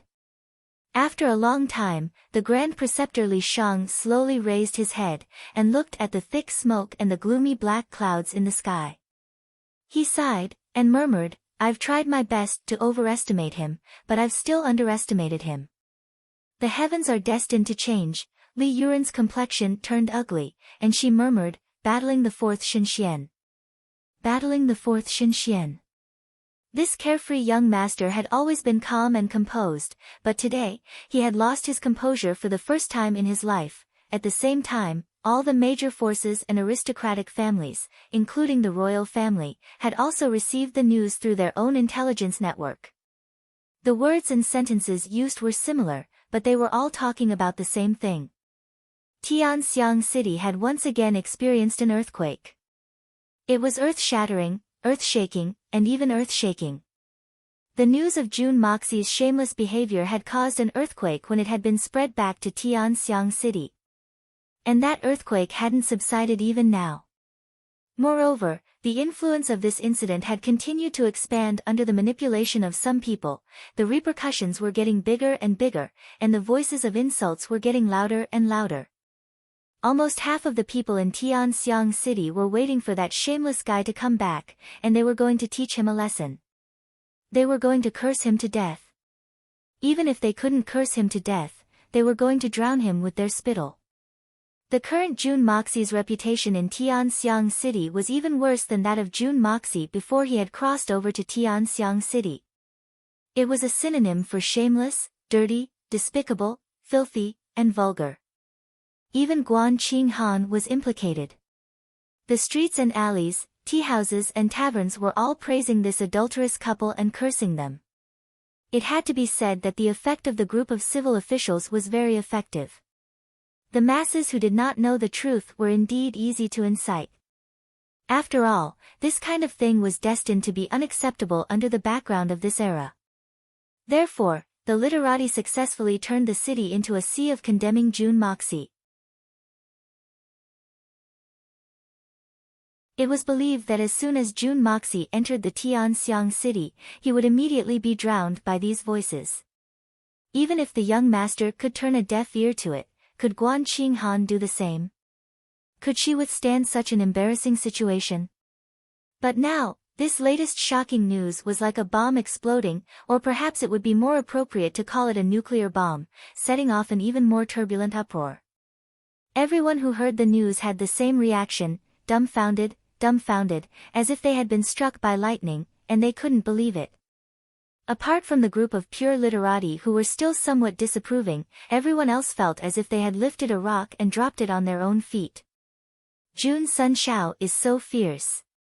How can he be so fierce? He actually single-handedly fought against the 4 great Shenxians, and won a complete victory. Damn! Everyone who knew what Shenxian was felt a chill in their hearts. One person single-handedly fought against the 4 great Shenxians? Isn't that at the level of a supreme? Isn't that invincible in the world? Doesn't that mean that the current Jun family is already equivalent to a super existence like the Silver Blizzard City? Or even an ultimate existence that was even more powerful? Making things difficult for such a terrifying force? Isn't that looking to die? Some people quickly stood up to clarify the truth. They had just started spreading rumors yesterday, and now they had to step up to clarify it.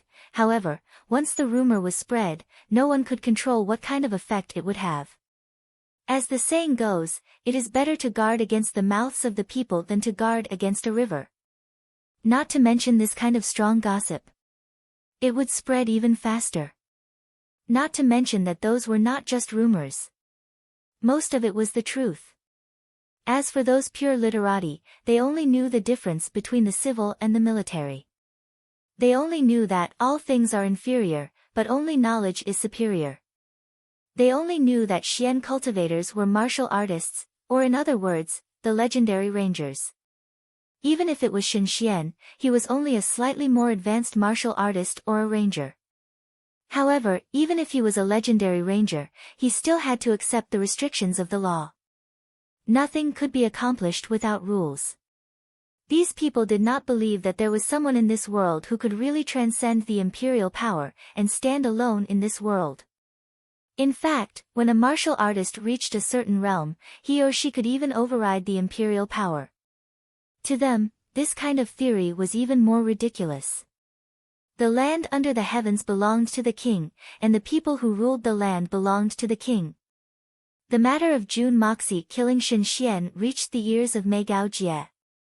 The old man curled his lips, snorted twice, and said, his crimes haven't been judged yet, and he's already involved in a murder case. This Jun Moxie is so cruel, heartless, and stubborn. 10,000 deaths won't be enough to atone for his crimes. The world won't be at peace if he doesn't die. A murder case, such an earth-shattering event had shocked the entire world. But, it had become a criminal case in the mouth of this old man. In short, the current Tianxiang city was like a public toilet in midsummer. A brick had been thrown into it after a rainstorm, and the maggots had been stirring up in a frenzy. Inside the imperial palace, the emperor was complaining to his wife and daughter in front of the empress when he received the news. You say, this Jun Moxie, can't he just calm down for a bit? First, he created a big mess in the capital. Then, he patted his buttocks and went to the southern heaven city. Then, he went to the southern heaven city and behaved himself. But, he stirred up such a filthy matter. Everyone would have laughed at this matter if it had happened to someone else. But, it happened to Jun Moxie. So, it's undoubtedly the best opportunity to attack. Don't forget that Jun Moxie had insulted those great scholars in front of all the civil and military officials. Moreover, that old man Jun Zhantian has always looked down on the political side. So, how could he not throw stones at someone who's down the well? The emperor's expression was very pained. He seemed to be exasperated at the fact that Jun Moxie hadn't lived up to his expectations. The empress sat on one side with an unusually cold expression. It seemed as if she hadn't heard these words. But, it also seemed as if she had heard them. Princess Raimu's face was somewhat gloomy and anxious. She was looking at her father with an anxious expression on her face.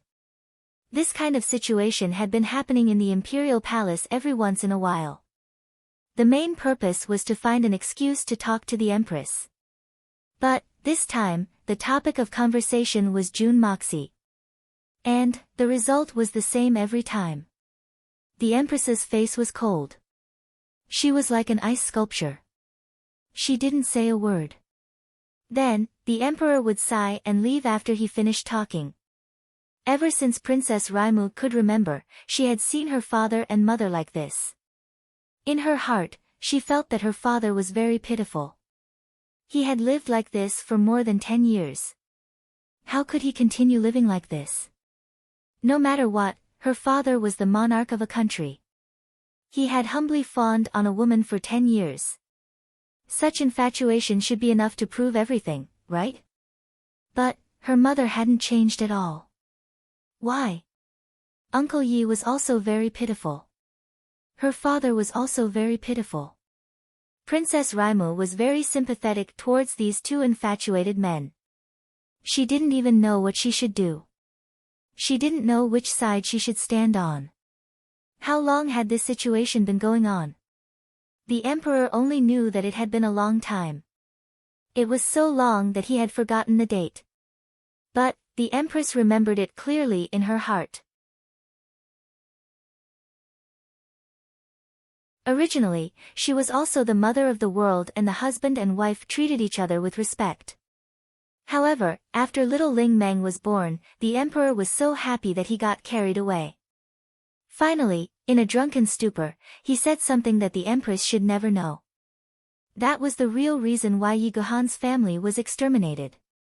Since then, the Cold War between the emperor and the empress had lasted until now. But, there was still no sign of thawing. Perhaps, there would never be a day when the empress would thaw. This time was no exception. The emperor sighed. Finally, he finished his words. Seeing that his wife still didn't respond, he stood up and was about to leave. He was used to it. It would be strange if the empress really responded to him. But this time, it was really out of his expectation. A strange thing happened. You don't need to tell us what Jun Moxie is like in the capital. Everyone knows it. But, he went to Tiannan because you sent him to die. Now, you are talking as if you are innocent. Your Majesty, why do you always use this kind of method to show yourself? Can't you use another method? The Empress said slowly. The Emperor turned around like a whirlwind. What did you say? Do you know what you are talking about? Of course I know what I am talking about. I am saying that you can't be so shameless. As the monarch of a country, don't you think it will damage your image by doing this? A real man dares to take responsibility for what he has done. Can you be called a real man now? The Empress said slowly and clearly. The Emperor was surprised. She had never responded to his words before. He had also mentioned June Moxie before, but she had never said anything. But today, she was totally different from her usual self. Moreover, for his sake, he deliberately inverted the truth and sharply rebuked him. This was the first time in more than 10 years. Why? Why? All these years, he had always felt guilty towards her. He had always wanted to make it up to her. After all, it was a dream of his when he was young. In her memory, the Empress had always been dignified and elegant. She had never lost her temper. Even if she was unhappy, she would rarely speak so sharply. She had only been so agitated once after she knew about that incident. But today, Princess Raimu looked at her father and mother in fear. She was used to the Cold War between them. Raimu couldn't imagine the changes outside of the Cold War. She didn't know what to do. I am shameless. Why do you always say I am shameless? Why do you say I am shameless? The Emperor was furious. I am the Emperor. I have to think for the whole country. I have to think for the people. What did I do wrong? I hold up the sky for billions of people. Why can't I be called a real man?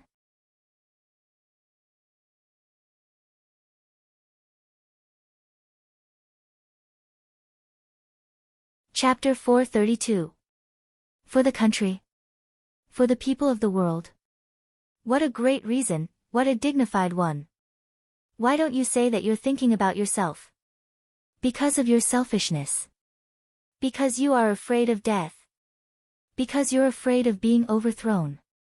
That's why you're suspicious of everyone. You don't trust anyone, you don't dare to trust anyone. You would personally promote a person, and then when he reached a certain position and had a certain amount of strength, you would personally beat him down into a bottomless abyss, never to reincarnate. You would then use this to announce to the ministers that you could do anything with a flip of your hand, and that there was nothing you couldn't do. Furthermore, he used these incidents to make one point clear to the officials: those who obey him will prosper, and those who oppose him will perish. Do you still think that you are so noble? No. Is it true that those who follow will prosper? Those who obey you may not necessarily prosper, but those who defy you will definitely die. The Empress looked at him bitterly, and her eyes were as cold as ice. But now, you can't do anything, can you? That's why you're so emotional. Nonsense. What a womanly view. What do you know? The Emperor roared. In front of the Empress, he felt that all his restraint and pretense were completely useless. He could not control his anger at all. I'm spouting nonsense. Am I wrong? Did I wrongly accuse you? Then let me ask you. Why was the Yi clan exterminated? The Empress laughed sorrowfully and suddenly stood up. Why was Jun Wuhui killed? Jun Wu Meng, why was he killed? Jun Mo Yu and Jun Mo Cho, these two youths with limitless prospects, why did they die so young? Why did they die so young? Why was Jun Wui disabled for 10 years? Why did Dugu Xiong's corpse disappear? These things. All these things. How much do you know? How many reasons do you know? It was as if a scar deeply hidden in his heart had suddenly been exposed. His Majesty felt a heart-wrenching pain, an indescribable embarrassment, and even panic. His face began to convulse. He had originally thought that since the Empress had finally opened her mouth, he would argue with her for a while and then argue again the next day.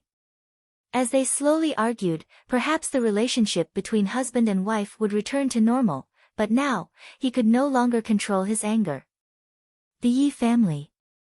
Jun Wuhui, Jun Wu Meng, De Xiong, these names were like sharp steel needles that had pierced deep into his heart. In an instant, he felt as if his heart was bleeding. The pain seeped into his bones.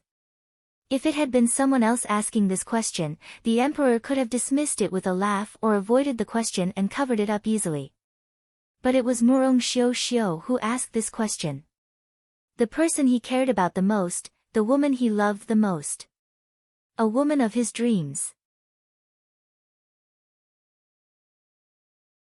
She was the woman that he had dreamed of since he was young.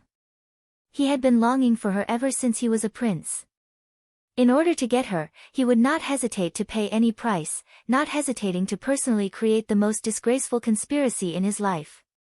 Fortunately, she had finally become his woman. For her, he was willing to pay any price to ascend the supreme throne and rule over the world. For her, he had deposed the original empress. For her, he had endured for more than 10 years. For her, everything was for her.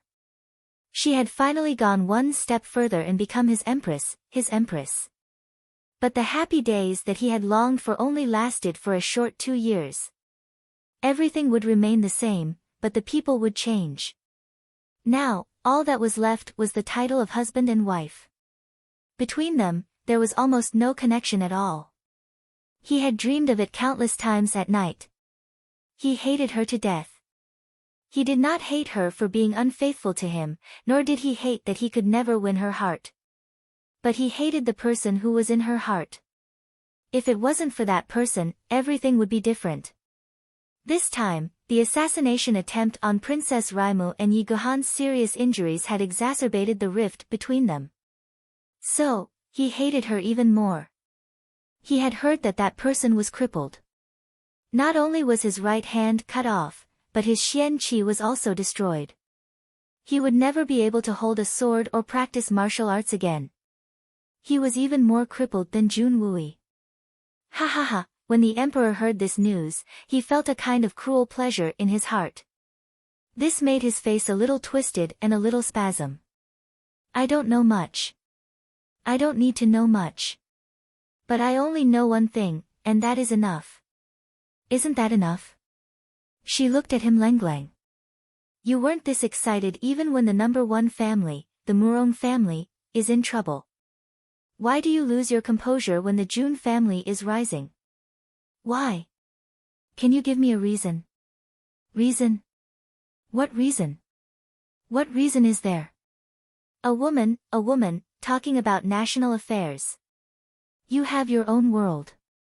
You should live your life well. Why do you care about so many things? The emperor became anxious and walked back and forth in big strides. Ha! I have a lot of things. After the 3 Jun brothers died and were crippled, the once glorious Jun family gradually declined in 10 years. There was no successor. You have been very happy, haven't you? You don't feel threatened anymore, right?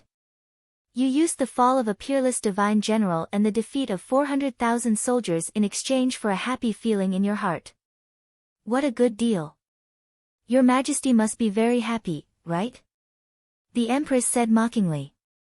Seeing the Emperor's wretched and irritable appearance, she actually felt a trace of inexplicable pleasure, as if she had vented her hatred. Thus, her words became even sharper. What do you know? What do you know? What do you know? The emperor rushed over with a black face. His voice was shockingly loud. He no longer cared that his daughter was by his side. He opened his eyes maliciously. Do you know how unstable our throne was in those days? Our position was in imminent danger. The Tianxiang Empire was strong on the outside, but weak on the inside. Do you know how serious it was? You don't know. The emperor bent down and waved his hand angrily. He then roared, you don't know. You never knew. You only know how to blame. You only know how to complain. You only know how to have baseless suspicions. You don't know. You don't know anything. Do you know how much I had to pay in order for us to reach this point? There are many things that I don't know. But, I know one thing. And, I know very clearly that everything had changed since Jun Wuhui had taken command of the army for the first time. The Yutang Empire and the Shenxiai Empire still don't dare to invade our borders. Isn't this all thanks to the Jun family? Don't tell me you still dare to deny it. But, you wanted such a talented and ever-victorious god of war to die. They had to think of every possible way, and use every method they could and couldn't use, and every method they should and shouldn't use to kill him. I still don't understand why you were so short-sighted at that time. Princess Raimu's body shook. She covered her mouth with her small hands. She was about to let out a cry of alarm. Her eyes were full of horror and despair. Father, don't tell me you're right. Jun Wuhui was a god of war and a famous general. No one in the world could compare to his divine foresight and strategizing. I admit all of this. I've never denied it. The veins on the emperor's face were bulging. His eyes were burning with fanaticism. The two empires didn't dare to invade our borders easily because of Jun Wuhui and Jun Zhantian. I know all of this. Do you understand? I know all of it. I know it very clearly.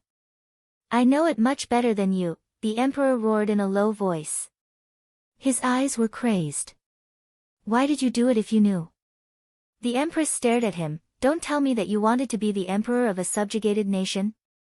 But, do you know all of this? Did you know that only the Dugu family controlled the western side of the four great armies of the empire?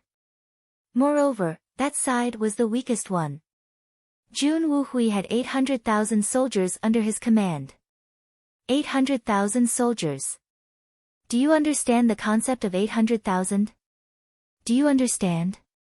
You don't. Jun Wumeng had 500,000 soldiers. Jun Wuyi had 250,000 soldiers. Jun Zhantian was the Grand Marshal of the Empire. Do you know what this number is? Do you understand what it means?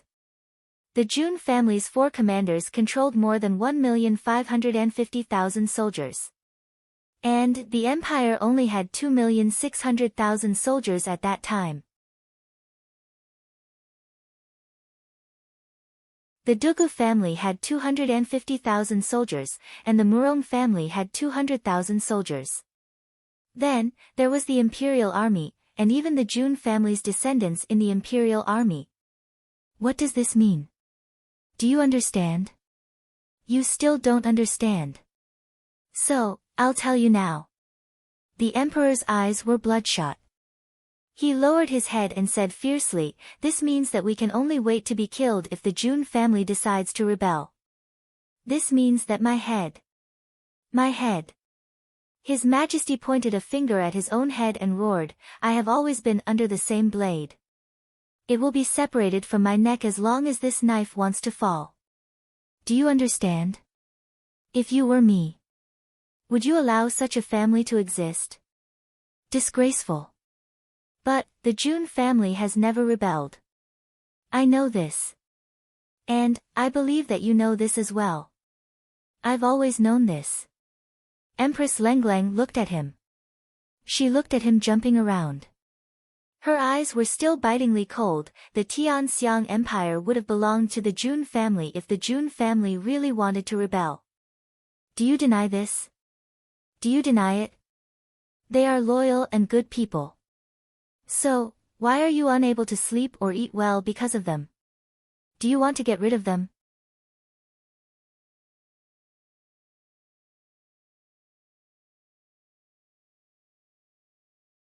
Chapter 433. You just said it yourself. How could I not know that the four generals of the Jun family are loyal subjects and good generals? I know it better than anyone else. Every monarch dreams of having such generals. But, they can't sleep or eat in peace. I'm no exception. At that time, we had gained the upper hand against the two empires bestowed by the array god, Yu and Tang. We could have killed our way into their capitals as long as I or Jun Wuhui wanted to. The war was already at its last moment. But, I would have given up the opportunity to unify the world at that time. I would have suffered a crushing defeat and hundreds of thousands of casualties. I would have exchanged it for Jun Wuhui and Jun Wumeng's deaths in order to achieve a balance. Do you think that I didn't feel pain in my heart? Then, I don't understand. Why did you let go of the opportunity to unify the world? Not only did you let it go, but you were also willing to suffer a crushing defeat? Are you crazy? The Empress was really confused this time. Unifying the world. Of course, I want to. I want you to be my wife and my most beloved. That's my biggest dream. But, what would I do if I unify the world at that time? What would I reward them with if I were to unify the world with the Jun family's strength? The only reward for that kind of achievement was to be bestowed with the title of king. However, the Jun family would then possess a terrifying number of fiefs. Moreover, they would also possess a sizable private army. In addition, they would also possess an unparalleled influence within the nation. This would be tantamount to creating a formidable opponent out of thin air. In fact, it would be an unrivaled enemy. It would be tantamount to me pushing myself to a dead end. And the Jun family would immediately rebel if I didn't reward them. So, it's because there's no reward, and no title. What a ridiculous reason. The Empress was stunned for a long time. Then, she finally laughed. Is it really that ridiculous? Then, let me tell you. It's not ridiculous. It's not ridiculous at all. Do you know that the generals of the past have needed the Tiger Tally to mobilize their troops? And, the marshal only has half of the Tiger Tally in his hands. The other half is with me. Only when the two halves of the Tiger Tally are combined can I mobilize the army. But, did you know that? Any one of the 4 Jun family members had the ability to mobilize an army without the help of the Tiger Seal. No one disobeyed his orders. The entire army obeyed his orders. Do you know what that means? Jun Wuhui led his troops into battle 12 years ago. I personally went to the military field to see him off. 800,000 soldiers and their warhorses were as silent as ghosts at that time. After I finished speaking, the generals and soldiers cheered together. They actually had a rhythm to it. Do you understand? His Majesty's face contorted in a horrifying and ashamed manner. I don't understand. The Empress shook her head. The rhythmic cheering proves that it was rehearsed. After the cheers, the whole place immediately fell silent. Do you know what this means? His Majesty gritted his teeth and said. Doesn't that mean that Jun Wuhui's army is very disciplined? You should be happy. Should you be angry that such an experienced army has such strict discipline? The Empress was even more confused. You still don't understand me. Do you know what happened when I gave Jun Wuhui the Tiger Talisman command token? The muscles on the Emperor's cheeks twitched, and a look of humiliation appeared in his eyes. The entire army was cheering at that time. The banners were waving, and the warhorses were neighing. It seemed as if the world had been turned upside down. It lasted for the time it takes to drink half a cup of tea. The golden cauldron and the jade seal in front of me were shaken by the sound waves. I was standing on the high platform at that time. I saw with my own eyes that 800,000 people's eyes were filled with fanaticism as they looked at Jun Wuhui. They raised their long sabers, and the entire sky was filled with coldness. Jun Wuhui only made one movement in such a passionate scene, and the entire army regained its tranquility. It was so quiet that one could hear a pin drop. He took the tiger seal, raised it high above his head, and turned around to face the soldiers. His eyes swept across them, and he turned his body. That was the movement of his body. Do you know that it wasn't a deliberate movement? He needed to show the tiger seal after he turned around. Then, he needed to draw his sword and take an oath before he could speak. But, the cheers of 800,000 people were cut off by a sword the moment he turned around. It stopped abruptly. It was so quiet that even the sound of a needle dropping on the ground could be heard clearly. The dust in the air was still rising, but on the ground, it was already absolutely quiet. He didn't even need to draw his sword. He didn't need to make any gestures. He only needed to turn his body, and he only needed to make a casual glance. And 800,000 people fell silent. Jun Wu-hui was very awe-inspiring. The general in white was very awe-inspiring. The Empress and Princess Raimu's hearts swayed as they listened. They were imagining the grand occasion of that day. They were imagining Jun Wu-hui's unrivaled awe-inspiring might. And they couldn't help but be fascinated. I knew that you would think like that. You're a pair of idiots. The Emperor said furiously, but I was also there at that time. What place did I place myself in such a situation? What place did I place my prestige? The cheers of the soldiers toward Jun Wu-hui were at least 100 times more than mine. In fact, it was even more. At that time, I had a feeling that if Jun Wu-hui had suddenly ordered these 800,000 people to commit mass suicide, then there would have been 800,000 corpses in front of me. In fact, the imperial palace would have been turned into a pile of rubble in an instant if Jun Wu-hui had ordered them to besiege it. In fact, he wouldn't even have needed to give an order. He would have needed only a simple gesture or a casual glance. And everything would have become a reality. The Empress sucked in a breath of cold air. She finally understood where the Emperor's misgivings had come from. Jun Wu-hui's influence was so huge that it was appalling. It was already very frightening that he could intimidate the Emperor. But the Emperor's life was in danger. So, he wouldn't rest until he was dead. Do you understand now? The Emperor smiled bitterly. The Jun family had 1,550,000 soldiers in their hands at that time. And the Dugu family's Dugu Wu-di worshipped Jun Wu-hui to the bone. So, he followed Jun Wu-hui's lead in everything he did.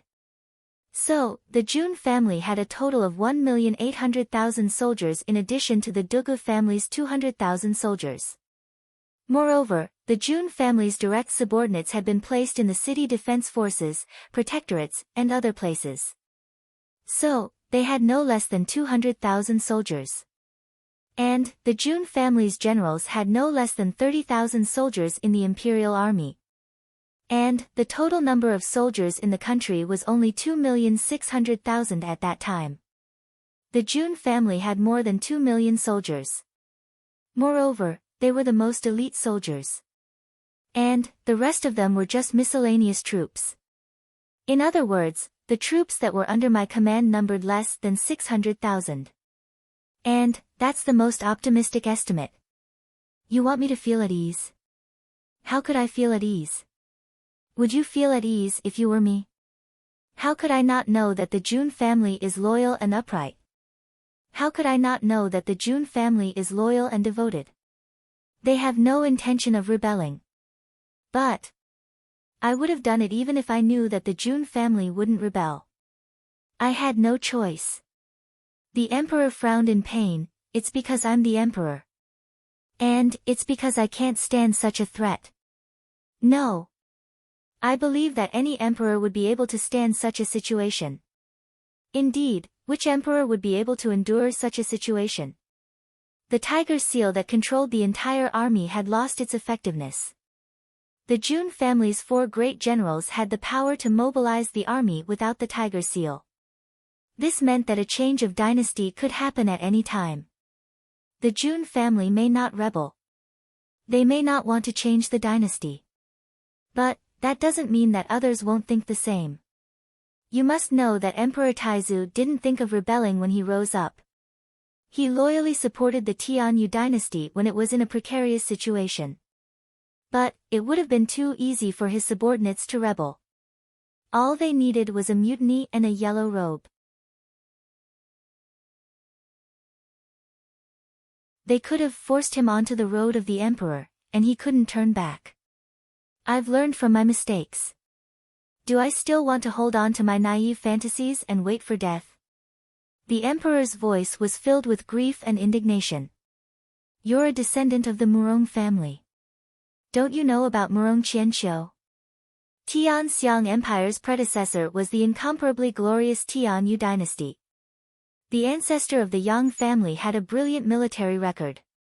He was as brilliant as Jun Wuhui. He was invincible, and he was loyal to the imperial family. But, his general, the ancestor of the Murong family, Murong Qianqiu, had failed to persuade him to rebel. So, he had led his troops to attack the imperial city, and beheaded the Tianyu emperor and the crown prince. He had no way out from then on.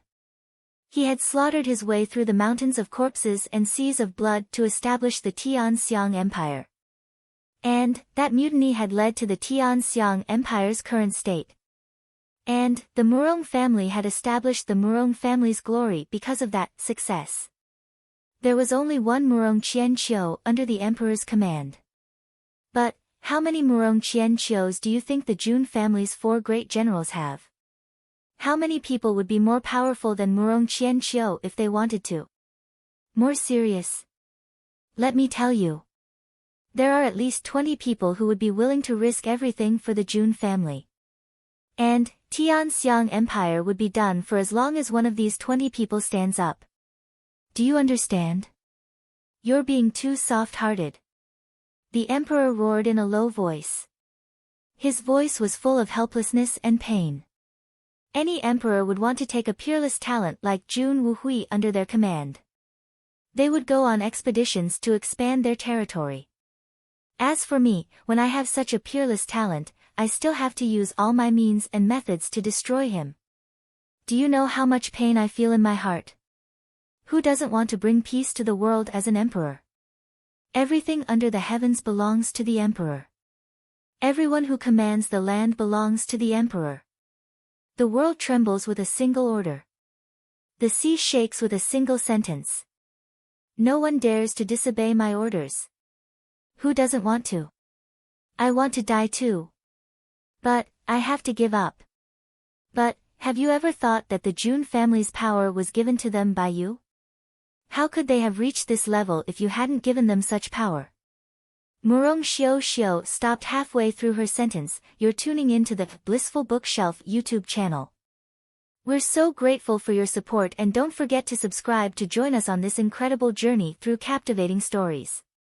Your generosity through donations truly makes a world of difference, as it's the primary source of revenue that allows me to expand and enhance this channel for you.